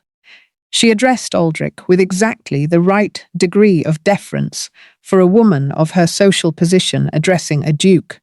Not obsequious, not presumptuous, perfectly calibrated. "Your Grace," she said with a small bow, "I am so grateful you agreed to receive me. I have been beside myself with concern. When I made the arrangement to have Elara join your household, I had not anticipated." A pause, carefully timed. "I had not anticipated how keenly I would feel her absence. She is as a daughter to me." I stood in the doorway. Vesta did not see me immediately. She was focused on Aldric, with the complete, strategic attention she gave any target she had decided to charm, and Aldric was receiving her performance with his habitual flat quality, watching, measuring, giving her nothing to calibrate against. She moved into the room. She took the seat she was offered. She spoke about my welfare with the practiced warmth of a woman who had learned that performed concern was more effective than performed authority, and she spoke about the difficulty of the original arrangement. Such an unfortunate business, the land dispute. I hope it has been resolved to everyone's satisfaction, with just enough delicacy to avoid anything that could be recorded as an admission. She was very good. I watched her the way I used to watch her from the cellar room, from the kitchen, from every servant's position I had occupied in her house, and I thought, she is performing this for someone she believes is not in the room yet. She had not been told I was here. Then Aldric said very quietly, "Elara." Vesta turned. The performance did not shatter. I want to be precise about this, because Vesta's discipline deserves its accurate description. It did not shatter, but it recalibrated. In approximately half a second, she reassembled her expression from the shape it had started to make. Surprise, I thought, and underneath surprise, something sharper, into warmth, maternal warmth, specifically constructed for the situation. "My dear," she said, and rose from her seat and moved toward me with her hands extended. I stood very still. She stopped approximately 3 feet from me, because I had not moved toward her and she was too skilled to close a distance that wasn't being offered. She let her hands lower. She smiled. "You look well," she said, "considerably better than when I last saw you." "I eat regularly here," I said. A pause. Fractional. "Yes. I imagine it is a considerable household." I looked at Aldric. He was watching Vesta with an expression I had not seen him produce before, not the flat measurement, not the unlocked quality, but the specific stillness of a man who has recognized a pattern and is now confirming it in real time against the template he already holds. He had seen this before. Not Vesta, this type, this particular architecture of performed concern over a concealed agenda. I knew what had given him his template, his first betrothed, the woman who had sold his military intelligence and destroyed his family's name. He had been reading Vesta against that experience since she walked into the room, and his face told me he had arrived at his conclusion. He looked at me across the room, not a long look, not demonstrative, just, I see it. I gave the smallest possible nod, I know. Vesta stayed for tea. She was gracious, engaged, and faultlessly presented throughout, and she made exactly one tactical error. At the end of the tea, when she turned back to Aldric with her final, constructed appeal, I do hope we might discuss the possibility of Elara returning home, at least for a visit, once the household arrangement has run its course. She touched her left wrist, once, clearly, while making direct eye contact with Aldric to ensure the sincerity of the statement landed. I watched Aldric's face. He saw it, not the gesture's significance. He did not know about Vesta's tell. But he saw the gesture itself, and I watched his eyes register it with the same automatic precision with which he registered everything. The tell going into the file, its meaning to be determined, the file to be referenced against subsequent information. He told Vesta he would be in touch regarding the matter. He had her shown out with perfect courtesy. The carriage disappeared down the drive. Marin appeared at my elbow. "Come with me," she said. She took me to the stone corridor outside the kitchens. Not a private room, not a dramatic location. Just a narrow passageway between two thick walls where sound did not carry, and there was nothing to look at but each other. It was, I realized, exactly the kind of place Marin would choose, functional, defensible, honest about its purpose. She stood very straight. Her keys were still at her waist. Her expression held the particular quality it had worn in the linen room, the weight of something long held, now at the moment of transfer. "Your father," she said, "did not die of the illness recorded in his death notice." I looked at her. I had suspected. I want to be honest about this. I had suspected, in the way you suspect things you are not yet ready to formalize, that kept themselves just below the threshold of acknowledged belief, because the alternative was a grief so large and so specific that processing it in the middle of a household full of people who needed to believe you were composed was not viable. I had suspected, and I had chosen not to know. Not yet. Not until I was somewhere I could afford to know it. I was not yet sure I could afford it here. But Marin was telling me, and I had asked for this, and I stood in the cold stone corridor, and I did not look away. "Richard Ashvale signed a transfer document 4 days before his death," Marin said. Her voice was even, precise. She was giving me facts, because she understood, as I understood, that facts were the form this needed to take. The document transferred his cartographic estate, his professional archive, his survey materials, his unpublished corrections, to the Imperial Land Office for official incorporation. It was a significant transfer. It would have made the Series 7 corrections official record. "He would not have signed that voluntarily," I said. My voice was very quiet. "He intended to file the corrections himself. He told me so." "He was ill when he signed it," Marin said. "He had been ill for 2 weeks. The illness came on quickly, after a dinner at the estate house. Vesta's dinner. The doctor who attended him was not the family physician. He was a physician recommended by the notary who witnessed the document signing." "The notary," I said. "Your nephew." My nephew, Christopher Alderley, witnessed that document and 2 others in the same week.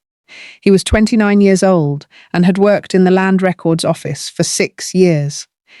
He died of influenza 8 months later. Marin paused. He did not have influenza. I saw him 4 days before his death.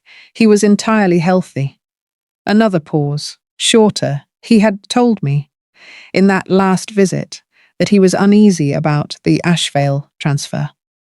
That the physician who had attended your father was known to him through certain irregular channels. That the illness had been convenient in its timing and its specificity.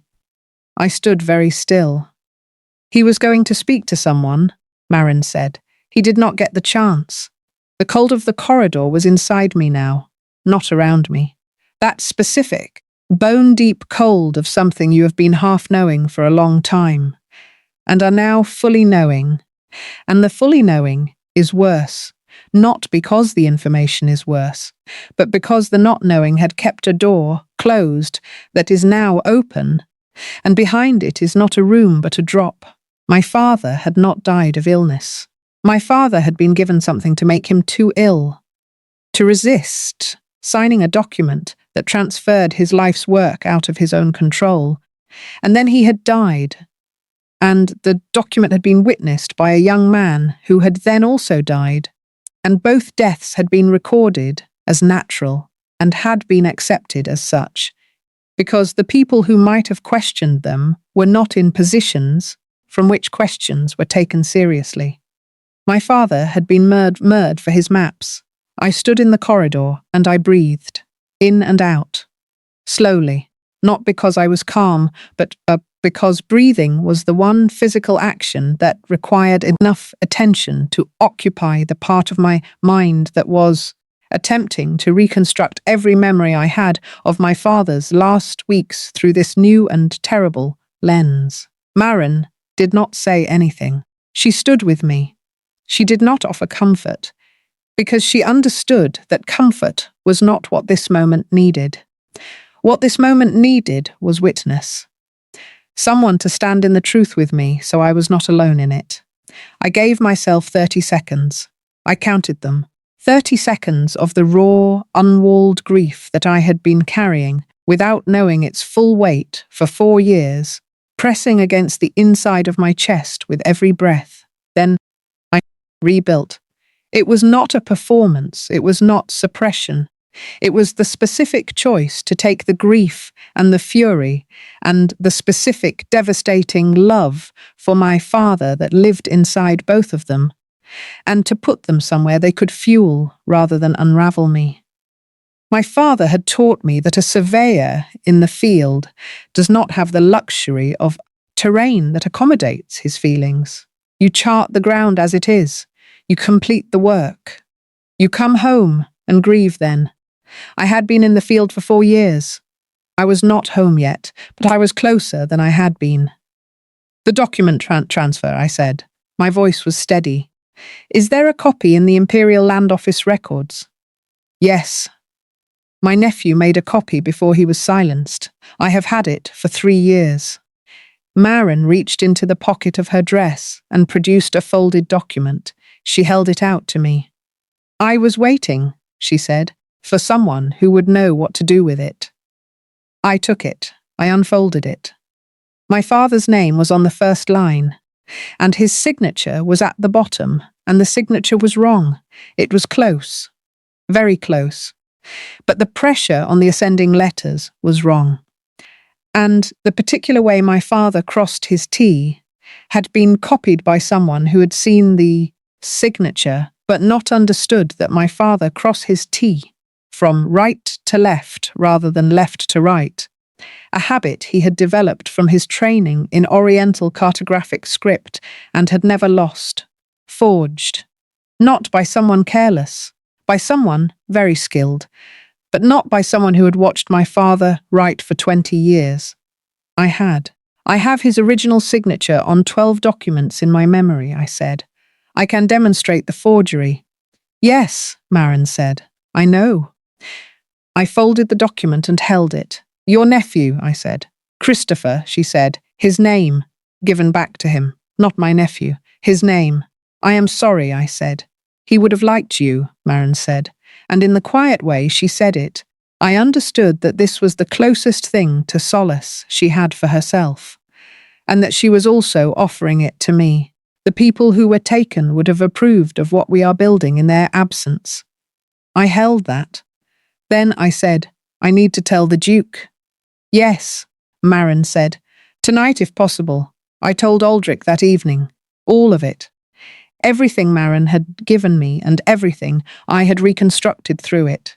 My father's death, the transfer document, the forged signature, the physician, the notary, the sequence of convenient deaths that had cleared the path for Vesta's acquisition of everything my father had built. I told him with the same flat precision I used for every briefing, because I did not know another way to present information of this nature, and I was not willing to try to find one in the middle of a conversation I needed to keep functional. When I finished, Aldrich set down the document I had handed him, Marin's copy of the transfer, with my father's forged signature. And he sat back in his chair and he looked at the fireplace for a long moment. This is a murder accusation, he said. It is a pattern of evidence that points toward one, yes, against a woman who is currently presenting herself to the imperial reception circuit as a respectable widow with a land dispute recently resolved in her favor. Correct, he looked at me. And you have been managing this knowledge for how long? The forgery suspicion for 4 years. The physician detail for approximately 4 hours. I paused. I find the 4-year piece easier to manage. I have had time to construct a place for it. He looked at me for a long moment, with the expression that had been developing across our weeks of conversation into something I did not have a precise name for. It was not pity. It was not sympathy in the comfortable, uncomplicated sense. It was something with the weight of genuine understanding in it. The recognition of what it costs to manage knowledge over time, of what carrying things precisely and without complaint actually takes from a person. Elara, he said. I'm fine, I said immediately. I know, he said quietly. That is not what concerns me. I looked at him. Being fine is not the same as having somewhere to put it, he said. And then, because he was Aldric, and he did not dwell in statements longer than their purpose required, he added, we will address Vesta in the proper sequence. First, Rail. The evidence I had compiled on Rail was a model of restrained precision. The payment trail from the estate accounts, reconstructed and cross-referenced against the dates of Rail's visits. The groom Larry Finch's employment history, traced back to Rail's personal merchant contact. The convoy betrayal. The leaked route that had led an enemy battalion to set an ambush at the old Aldenmere Pass. An ambush that had been avoided, only because the route had been changed on the strength of my father's corrections. The last element was the most damning. Rail had leaked a route. He had not known the route had been changed. He had sent accurate intelligence to his contacts about the planned route and expected a convoy to walk into the ambush. And instead the convoy had skirted the pass entirely and come home whole. And Rail had spent 2 weeks trying to determine why. He had not yet arrived at an explanation that accounted for me. I set the compiled evidence on Aldric's desk in the form of a ledger, each entry dated, sourced, cross-referenced, with the accounting logic laid out in the left margin and the military logic in the right. It was the most complete document I had produced in my life, and it was also, I was aware, the document that would make me a very serious threat to someone who was already hostile. Aldric read it twice. Then he called Rail in. I stood in the corner of the room, not because Aldric had asked me to. He had not specified where I should be, but because a corner was the position from which a room could be surveyed most completely, and I had a strong interest in surveying this room completely. Rael came in with the ease of a man answering a routine summons. He had that quality, the ability to project ease as a first layer, so that anything unusual about a situation had to penetrate the ease before it could register on his expression. He was very good at it. Aldric was standing behind his desk. He had the ledger open in front of him. He did not look up when Rael entered. He began to read, not dramatically, not with accusatory inflection. He simply read the ledger entries aloud, in sequence, in the same tone he used to read supply accounts and correspondence, and every other document that passed through his hands. Entry by date, amount, cross-reference, source. Rael's ease lasted through approximately the third entry. By the seventh entry, the colour had left his face. By the 12th entry, the convoy route, the leaked intelligence, the enemy ambush that had been waiting at a pass that the convoy had not used. Rael's hands were flat on the top of his thighs in the way of a man who is preventing them from moving because movement would be admission. Aldric closed the ledger. 40 men, he said quietly. 40 men would have entered a mountain pass in pre-winter conditions with an enemy, battalion positioned above them, because you sold the route. Rael was silent for 4 seconds. Then, with the specific desperation of a man who has no true defense and is reaching for an available target, she compiled this. The ward. You understand that, don't you? A girl with no standing, no verifiable background, who appeared in your household under circumstances arranged by a woman who is herself implicated in. You sold the convoy route, Aldric said, the same quiet, the same absence of raised voice. The entry in the accounts traces to a merchant house that handled your correspondence. The groom Finch was employed on a reference from the same merchant house. The timing of the leaked information corresponds with your last 2 visits to this estate. He paused. The ledger is accurate, regardless of who compiled it. Evidence does not change its nature based on the status of the person who identified it. Rael looked at me. It was not a pleasant look. It was the look of a man cataloguing a liability. She is a servant, he said.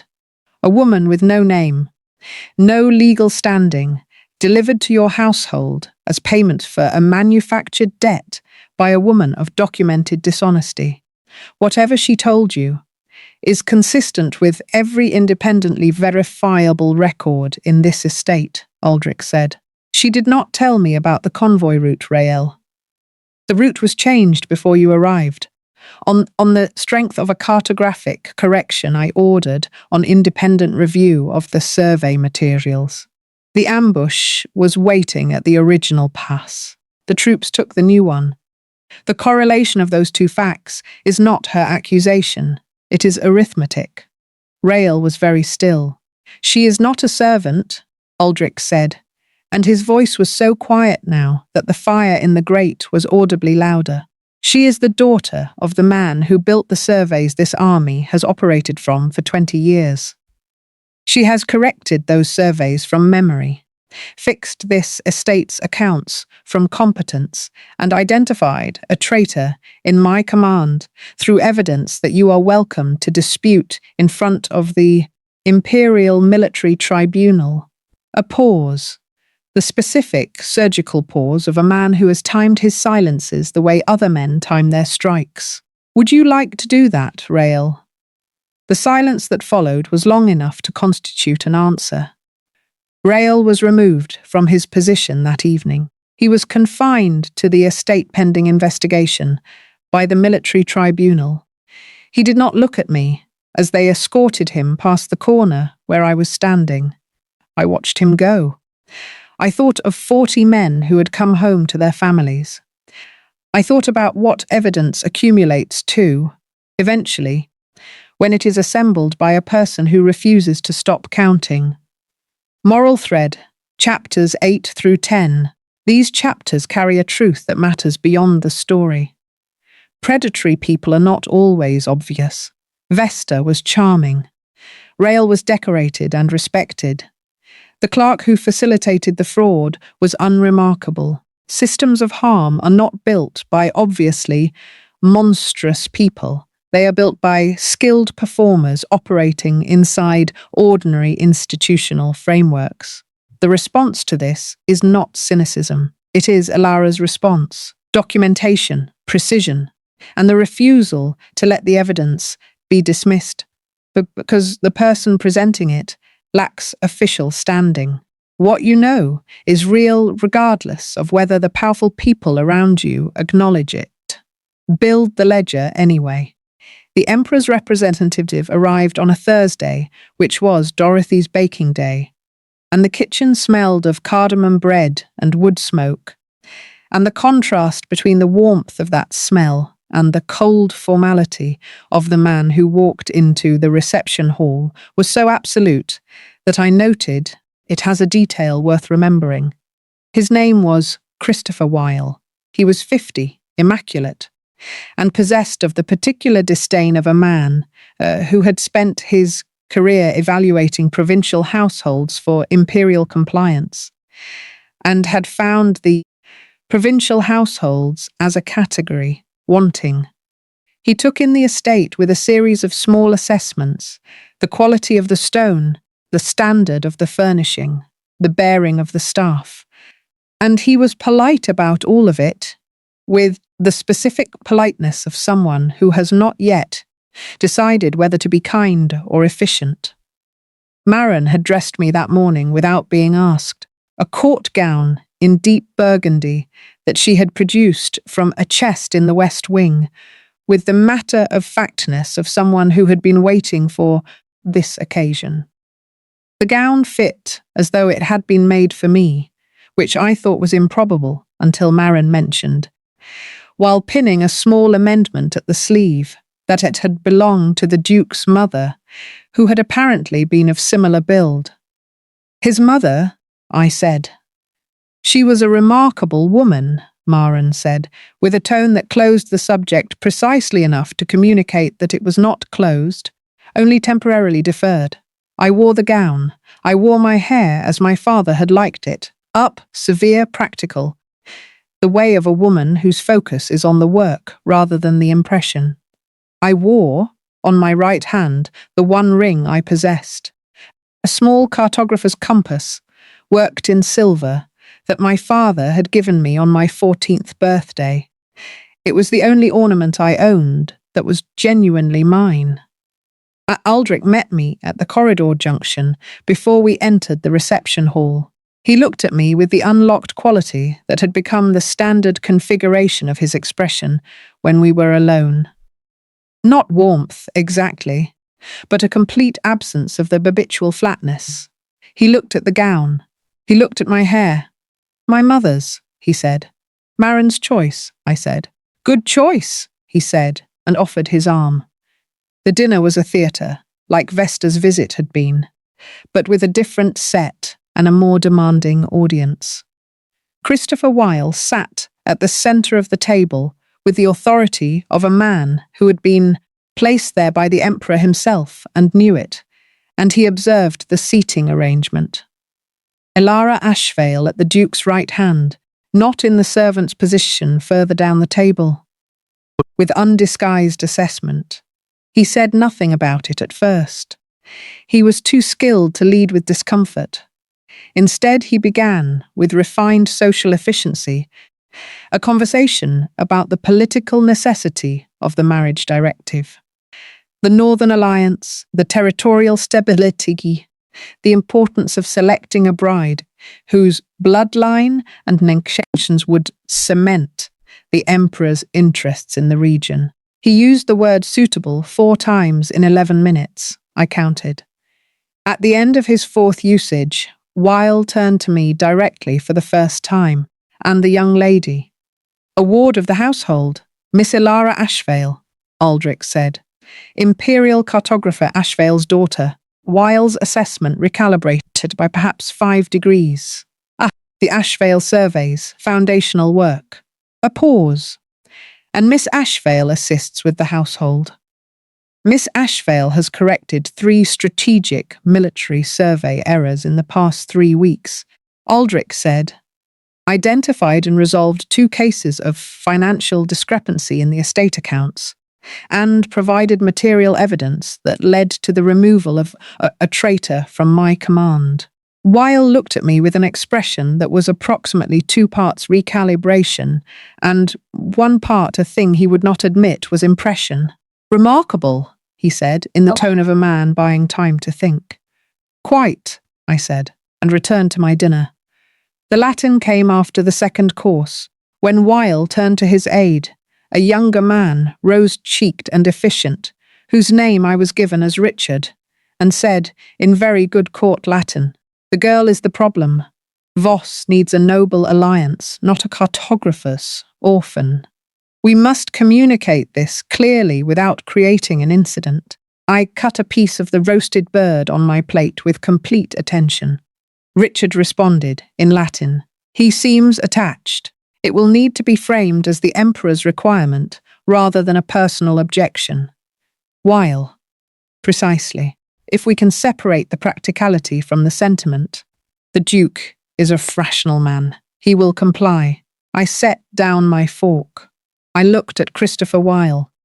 I said, in Latin, with the accent of the imperial court school, that my father had taught me from texts he kept in his study. With respect, His Grace does not make strategic decisions through sentiment. He makes them through evidence, which is also, I believe, the imperial standard. The table went very quiet. Weil looked at me with an expression that took approximately 3 full seconds to settle into something he could control. Richard had stopped moving entirely. "You're Latin," Weil said, in Latin. "My father was fluent," I said, continuing in the same language. "He taught me." He believed that precision in communication was as important as precision in measurement, and that limiting oneself to one language was the equivalent of mapping a territory from a single fixed point. Weil was quiet for a moment. "The Northern Border Treaty," I said, still in Latin, still in the same polite register, has 3 provisions that are being interpreted differently by the signatories on either side, because the original text was translated from court Latin to the northern regional dialect by someone who did not understand that the word provisionally carries a different conditional weight in the 2 versions. The Northern Alliance your Emperor seeks would be considerably more stable if that ambiguity were corrected before the treaty is renewed in spring. Weil stared at me. "I have the original treaty text in my memory," I said. "I have read both versions. The correction is specific and demonstrable. I can provide it in writing." Another silence. "I was told," Weil said, very slowly, switching back to the common tongue with the look of a man who needs the ground to be level again, that the Duke's ward was a household servant of no particular background. "Then you were told something inaccurate," Aldric said, and the quality of his voice was the specific quiet of a man who has watched a field officer take an unassailable position and is now confirming his evaluation of the engagement. He looked at me across the table. I looked back. It was not a romantic look. It was not demonstrative. It was the particular gaze of 2 people who are, at this moment, in complete alignment, who have stood on the same side of a problem and solved it together, and are now briefly acknowledging that fact before the problem changes shape again. I looked away first, back to Weil, back to the treaty. "Shall I write the correction tonight?" I asked pleasantly. "Or would morning be more convenient?" By the end of the meal, Christopher Weil was no longer confused. He was, by the particular set of his shoulders and the quality of his silence on the walk out, conducting a substantial internal revision. He left the next morning with a sealed letter for the Emperor, whose contents I did not ask about, and was, not told. 3 days later, a reply arrived from the imperial capital. Aldric read it at his desk. His expression did not change. He folded it precisely and set it in the document case. He did not tell me its contents that day. He found me in the garden at 9 o'clock that night. I had not gone there with any particular purpose. I had gone outside because the map room had felt too small after 3 hours of survey work, and the corridor had felt too enclosed, and the particular restlessness that settled into my body after sustained concentration needed air and distance, and the specific visual relief of a horizon. The estate garden was not decorative in the manner of fine houses. It was ordered and functional. Herbs near the kitchen entrance, hardier plantings along the walls that served the dual purpose of aesthetics and wind management. In this season it was mostly bare, the beds mulched against the approaching cold, the path between them grey and slightly damp from the afternoon's rain. I was standing at the far end where the garden met the stone wall, and the wall met the beginning of the cliff path that led down toward the distant water, and the night was cold and very clear, and I could see more stars than the city had ever permitted me to see from Vesta's courtyard. I heard his footsteps on the path. I did not turn. He stopped beside me. He was in his working clothes. Shirt sleeves under the heavy dark coat he seemed to prefer over anything more formal. And he looked at the same horizon I was looking at for a moment without speaking. "The treaty correction," he said eventually. "Yes, Weil sent it to the Imperial Secretariat this morning. The Northern Alliance negotiators were contacted. The ambiguity has been formally acknowledged." A pause. "It has been a disputed point for 11 months. You resolved it at dinner." I said nothing. "Elara," he said. I turned. He was closer than I had registered in the dark, close enough that the space between us was made of something other than air, something with more weight and specific quality, and the night wrapped around the two of us with the particular intimacy of darkness that requires no decision. He looked at my face, the way he looked at me in the map room, not assessment, but the careful attention of someone reading something worth reading. "Your father built his maps from a single moving point," he said. "He walked the terrain himself. He did not extrapolate from other people's records." "Yes, that is a remarkably rare thing. Most map makers work from existing surveys and adjust at the margins." He paused. "Most people work from existing assumptions and adjust at the margins." "He taught me to walk the terrain," I said, "to measure from where I actually stood, not from where I was expected to stand." He reached out, one careful, deliberate movement, his hand lifted, and his finger found the strand of hair that had loosened from my pinning and was against my cheek, and he tucked it back. One finger, one motion. The contact lasted less than 3 seconds and was entirely precise.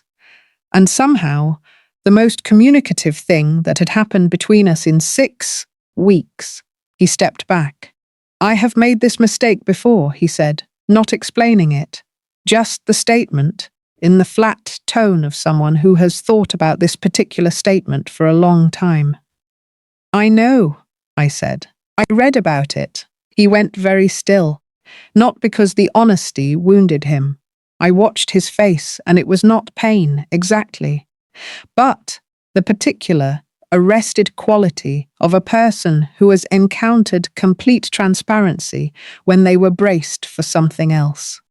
He had expected diplomacy, perhaps, or deflection.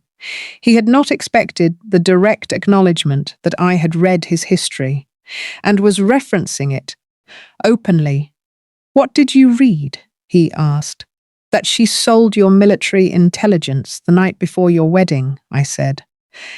"That your brother died in the fallout. That you rebuilt your command from evidence rather than trust after that, because trust had been weaponized against you, and evidence had not yet failed you." He was quiet. I understand the logic, I said, of preferring evidence to trust. It is a more defensible position. It is a lonelier one, he said, so quietly it was almost nothing. We stood in the dark garden with the stars above us and the cold between us and everything else. The survey maps, the forged ledgers, the convoy, the dinner. Vesta, Rael, my father's ghost, walking every corridor of this, occupying the space that could have been simple proximity if either of us were simple people. I am not her, I said. I know that, he said. I have known it since the library. A pause. That is precisely what makes this more complicated than a mistake. He looked at the stars for a moment, then back at me. Go inside, he said. It is cold, and there is a great deal of work still to do. There always will be, I said. Something crossed his face then. That was not the infrastructure of a smile, but the real thing. Brief, unguarded, entirely real. And it arrived, and it stayed. And then it became a more familiar version of his expression. And I turned and walked back up the path toward the house. My pulse was unreasonably loud. I considered this to be a separate problem, to be addressed at a later time when the more immediate ones had been resolved. Vesta's endgame arrived by imperial post, which was fitting. She had always used institutional channels as her preferred weapon, document by document, clerk by clerk, the slow suffocation of paperwork rather than the loud violence of confrontation. It was her most effective method, and it had worked on everyone she had used it against. It did not work on me. The document was a formal petition to the imperial court clerk, the same Christopher Wilde's office, which was either bold or careless, and I suspected the former, claiming that the woman currently residing in the household of Duke Aldric Voss under the name Elara Ashvale was not, in fact, the legitimate daughter of imperial cartographer Richard Ashvale, but rather an impostor who had assumed the identity of Ashvale's daughter, who, the petition claimed, had died of fever 2 years prior. In order to gain access to the imperial cartographic archives and the household of a prominent military figure, she had built the forgery carefully. She always did. There were supporting documents, a death record for the real Elara Ashvale, dated 2 years ago, from a parish registry in a town 3 provinces away. There was a sworn statement from a physician I had never met.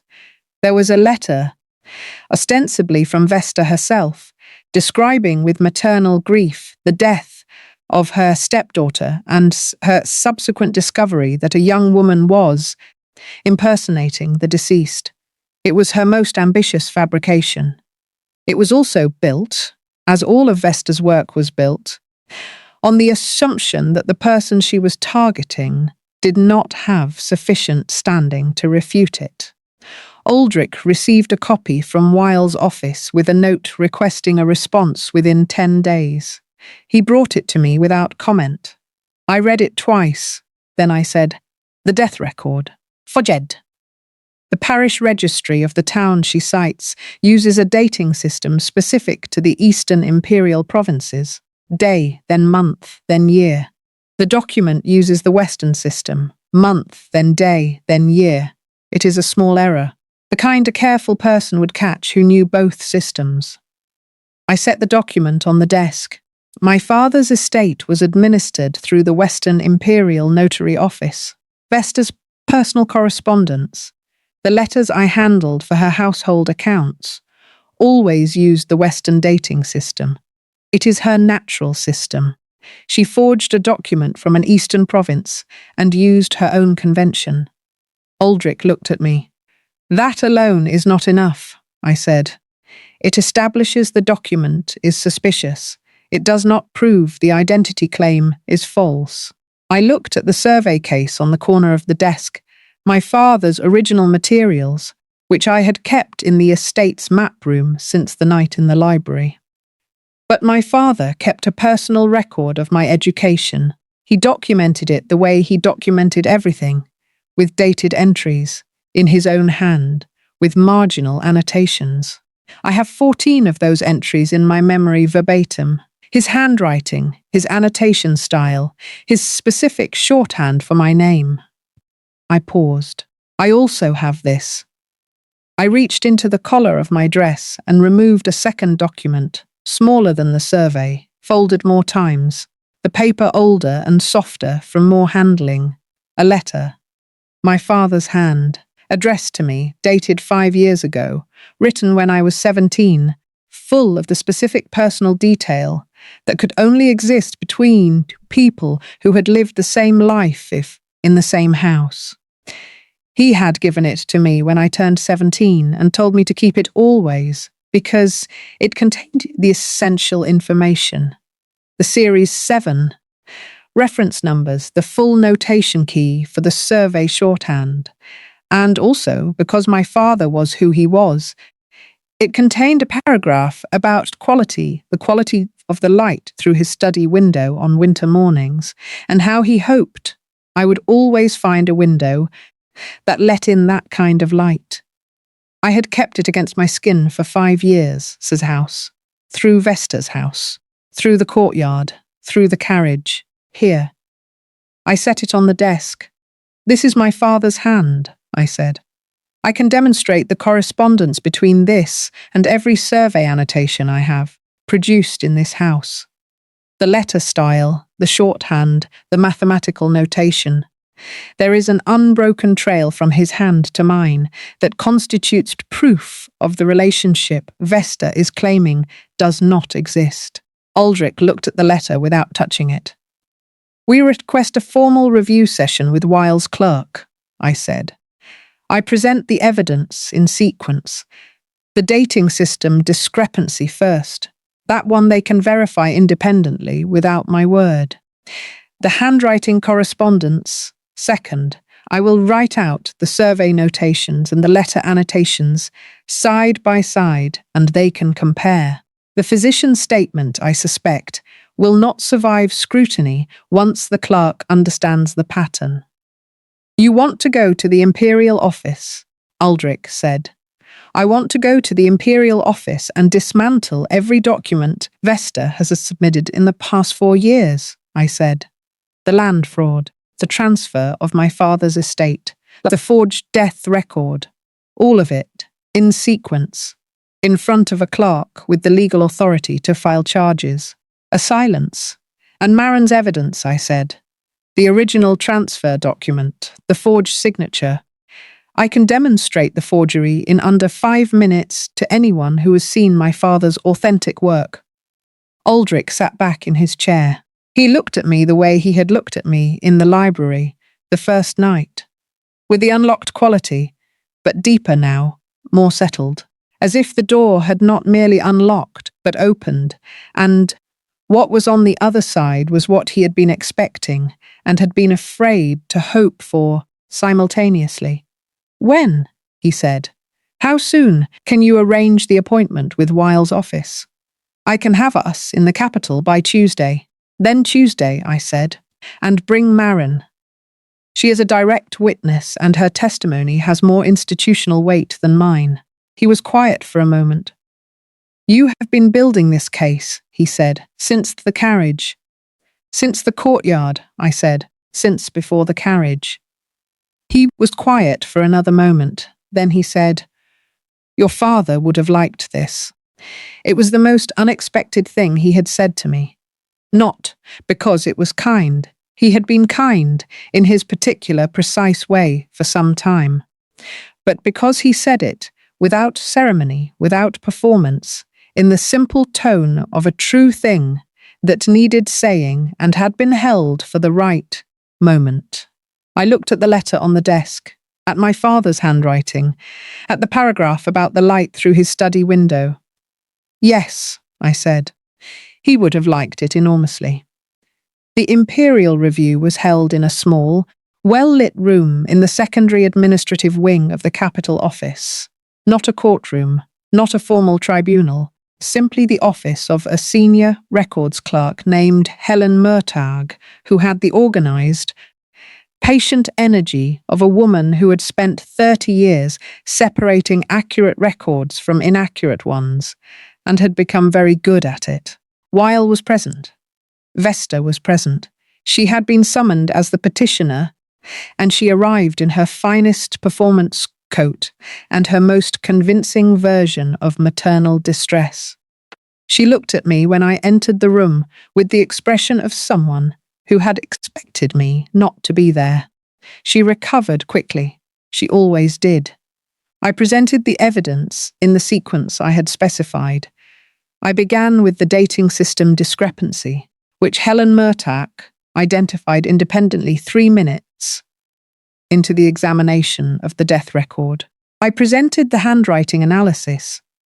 My father's letter on one side, the survey annotations I had produced in the Duke's map room on the other, the notation key connecting them, the continuous, unbroken line of one hand teaching another. I presented Maren's copy of the transfer document with the forged signature. I demonstrated the signature error, the direction of the T-crossing, against my father's authenticated hand in 9 separate documents that the imperial archives had on record.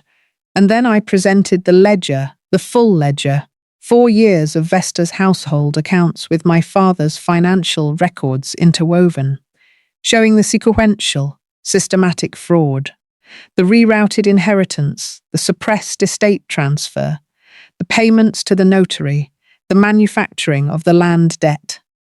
It took 40 minutes. Vesta interrupted 3 times, with objections that Helen Murtagh received politely and set aside in the particular way of someone who has heard this type of objection before and understands its function. At the end of 40 minutes, Helen Murtagh looked at the compiled evidence for a long moment. Then she looked at Vesta. "Lady Vesta," she said, "I am going to ask you a question, and I would encourage you to consider your answer carefully.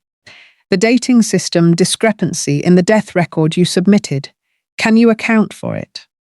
Vesta was still for 3 full seconds. "A clerical error," she said. "In a document you commissioned," Helen said. "From a parish registry you selected. In a province you specified." She set the document down. "I see." The petition was dismissed in its entirety. The investigation into the fraudulent land transfer was opened. Vesta was detained pending investigation. She did not perform at the end. When the clerks came to speak with her about the terms of the investigation, she was very still and very quiet, and I watched her face for one moment as I passed her on the way out of the room. She looked at me. The performance was entirely gone. What was beneath it was not monstrous. That was perhaps the most important thing. The thing I tucked away carefully. It was simply someone who had made a series of choices in the direction of her own survival without ever once considering that the person she chose to sacrifice might survive in the same direction. I did not smirk. I did not perform my victory. I held her gaze for 3 measured seconds, and then I looked away and walked out into the corridor where Aldric was standing and Maren was beside him, with her keys at her waist and her face composed into something that was not quite relief, but was the long-term cousin of it. "It is done," I said. Maren nodded. Once. With the finality of a woman laying something down after years of carrying it, I breathed. We were in the map room that evening. Both of us, as we had been so many evenings, the surveys spread across the table, the lamp turned up, the fire warming the stone in the way that winter fires warm old stone, slowly and thoroughly. Aldric was standing at the map board. I was at the table. And then he turned from the board and he said, "The Emperor's directive." I looked up. "Christopher Weil submitted a recommendation this morning," he said, "prior to the review. He submitted it before the session because I asked him to make his assessment before the outcome, not after." He looked at me steadily. He recommended that the directive's requirements be considered satisfied by a candidate of demonstrated value to the imperial territories, regardless of conventional noble birth, provided the candidate had made a specific and documented contribution to imperial security or stability. I was very still. 3 contributions were specified, he said. Correction of a cartographic error that prevented military casualties. Identification of a traitor within an imperial military command. Resolution of a treaty ambiguity that had been unresolved for 11 months. He came to the table. He stood across from me with the maps between us, literally between us, the empire spread out in ink and paper on the table. And he looked at me with the expression that was his truest one, the one I had learned to read through all of its configurations, and that was, in this moment, more open than I had ever seen it. I am not offering you a transaction, he said. I have had enough of transactions. I am not offering political alliance or dynastic calculation or the particular salt of framing what I am about to say as a strategic necessity. He paused. I am telling you that you are the only person in 6 territories who has made me feel like the less dangerous one in the room, and I have been thinking about it since the library. I looked at him. The spring offensive, he said. Your father's survey still has 3 errors in the eastern quadrant. I almost laughed. The feeling was so unexpected that it arrived before I could catalogue it, warm and sudden, rising from somewhere that had been very cold for a very long time. I know, I said. I found them on Tuesday. I was hoping you would fix them, he said. And there it was. Not a declaration designed to overwhelm. Not a grand romantic gesture that would have contradicted every truth he had shown me. Just, I was hoping you would fix them. An invitation to continue the work, to stay in the room, to be, as a permanent condition rather than a temporary one, the person beside him who saw what he missed and said so clearly. My father had said, once, that the best partnerships were the ones where each person saw the terrain the other one was navigating, and called out the hazards, honestly. The Eastern Quadrant errors are significant, I said.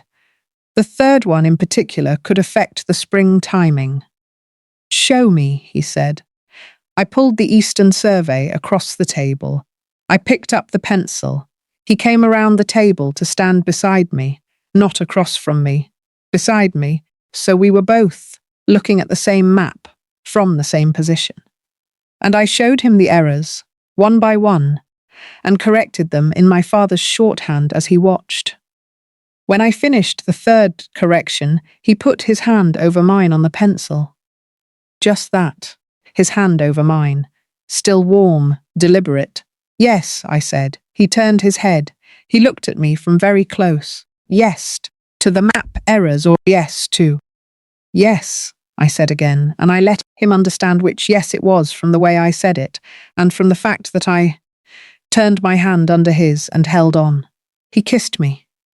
Not like the collision in a carriage I had imagined once in an idle moment. Quietly, purposefully. The way he did everything, with complete attention and no waste of movement, and the specific quality of a man who has decided something and is now enacting it without the second guessing that lesser decisions required. I kissed him back with everything I had been carrying, the maps and the ledgers and the corridor grief and the cellar room and the courtyard and the carriage and the library and the garden and the stars and my father's handwriting and the warmth of the first morning I had woken in this house, knowing that I did not have to cook breakfast for Diane. When we pulled back, we were both very still. 3 errors in the Eastern Quadrant, he said. Corrected, I said, as of tonight. He did something I had not seen him do yet.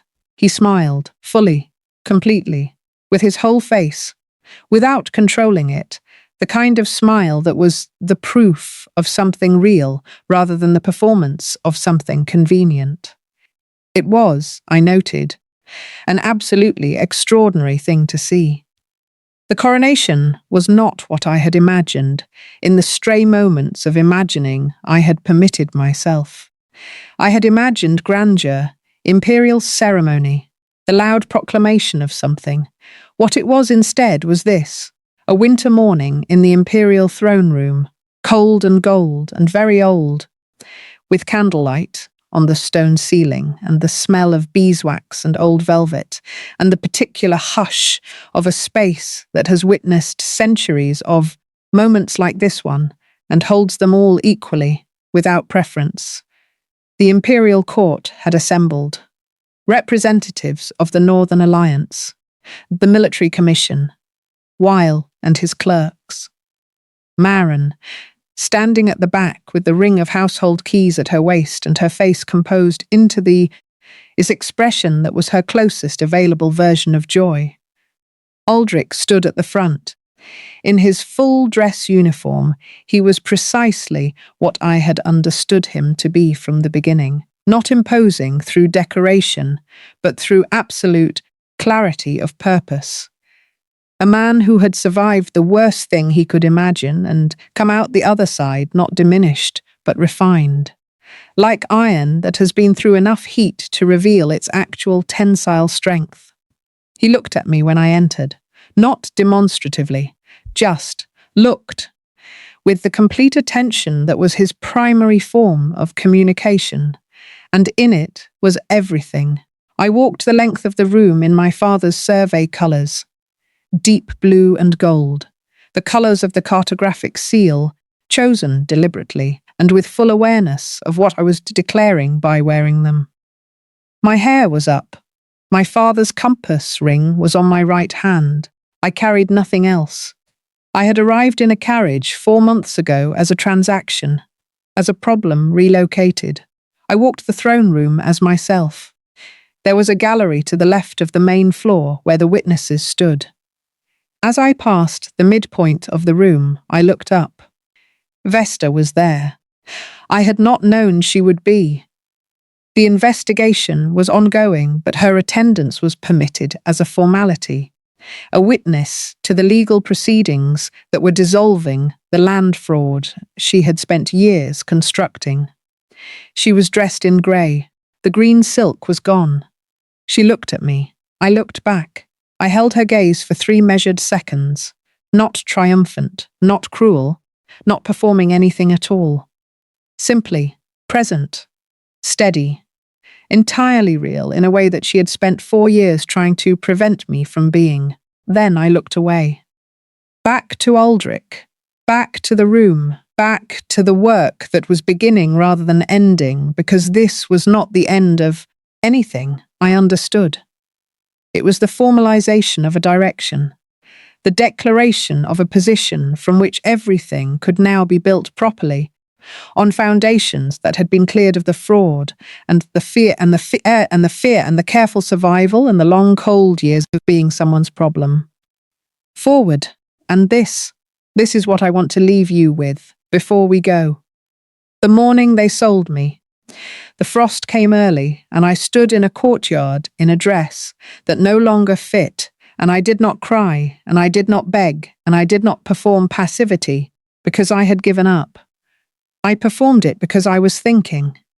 Because survival and defeat are not the same thing, and the person who conflates them is the person who stops too early. Elara Ashvale was sold for 50,000 imperial marks and a fabricated debt. She arrived in her enemy's house carrying her father's uncorrected maps and 4 years of suppressed knowledge and the particular, ferocious, undefeated intelligence of a woman who had learned that the most powerful thing she possessed was not freedom. She had none, but clarity, the lesson she carries out of that frozen courtyard and into the warmth of a room she chose. Your value is not determined by the price someone else puts on you, not by what you are traded for, not by what position you are given or what room you are assigned, or what name you are stripped of. Your value is what you build with what you know, in whatever limited space you are given, for as long as it takes the world to catch up to what you actually are. Elara's stepmother gave her to a duke. The duke gave her the ledgers. The ledgers gave her the truth, and the truth, the unimpeachable, precisely documented, completely undefeatable truth, gave her everything else. The frost in that courtyard was the last cold thing, and there she is, Elara Ashvale, the cartographer's daughter, the woman who was sold in a frost-covered courtyard and walked out of it already building her case. I hope this story left something in you. Not just the satisfaction of watching Vesta's ledger finally come back to her. Though I hope you enjoyed that enormously, but something quieter. Something about carrying your knowledge when no one around you recognizes its worth. Something about staying precise when the world wants you to be uncertain. Something about the kind of love that is built on evidence rather than performance. If this story moved you, subscribe right now, hit the like button, and please drop a comment below telling me where in the world you are. Every comment is a real person saying I was here, this reached me, and that means more to this channel than I can adequately express. Share this with someone who needs to be reminded that being underestimated is not the same as being defeated. And come back for the next story, because it is already waiting, and it will find you exactly when you need it.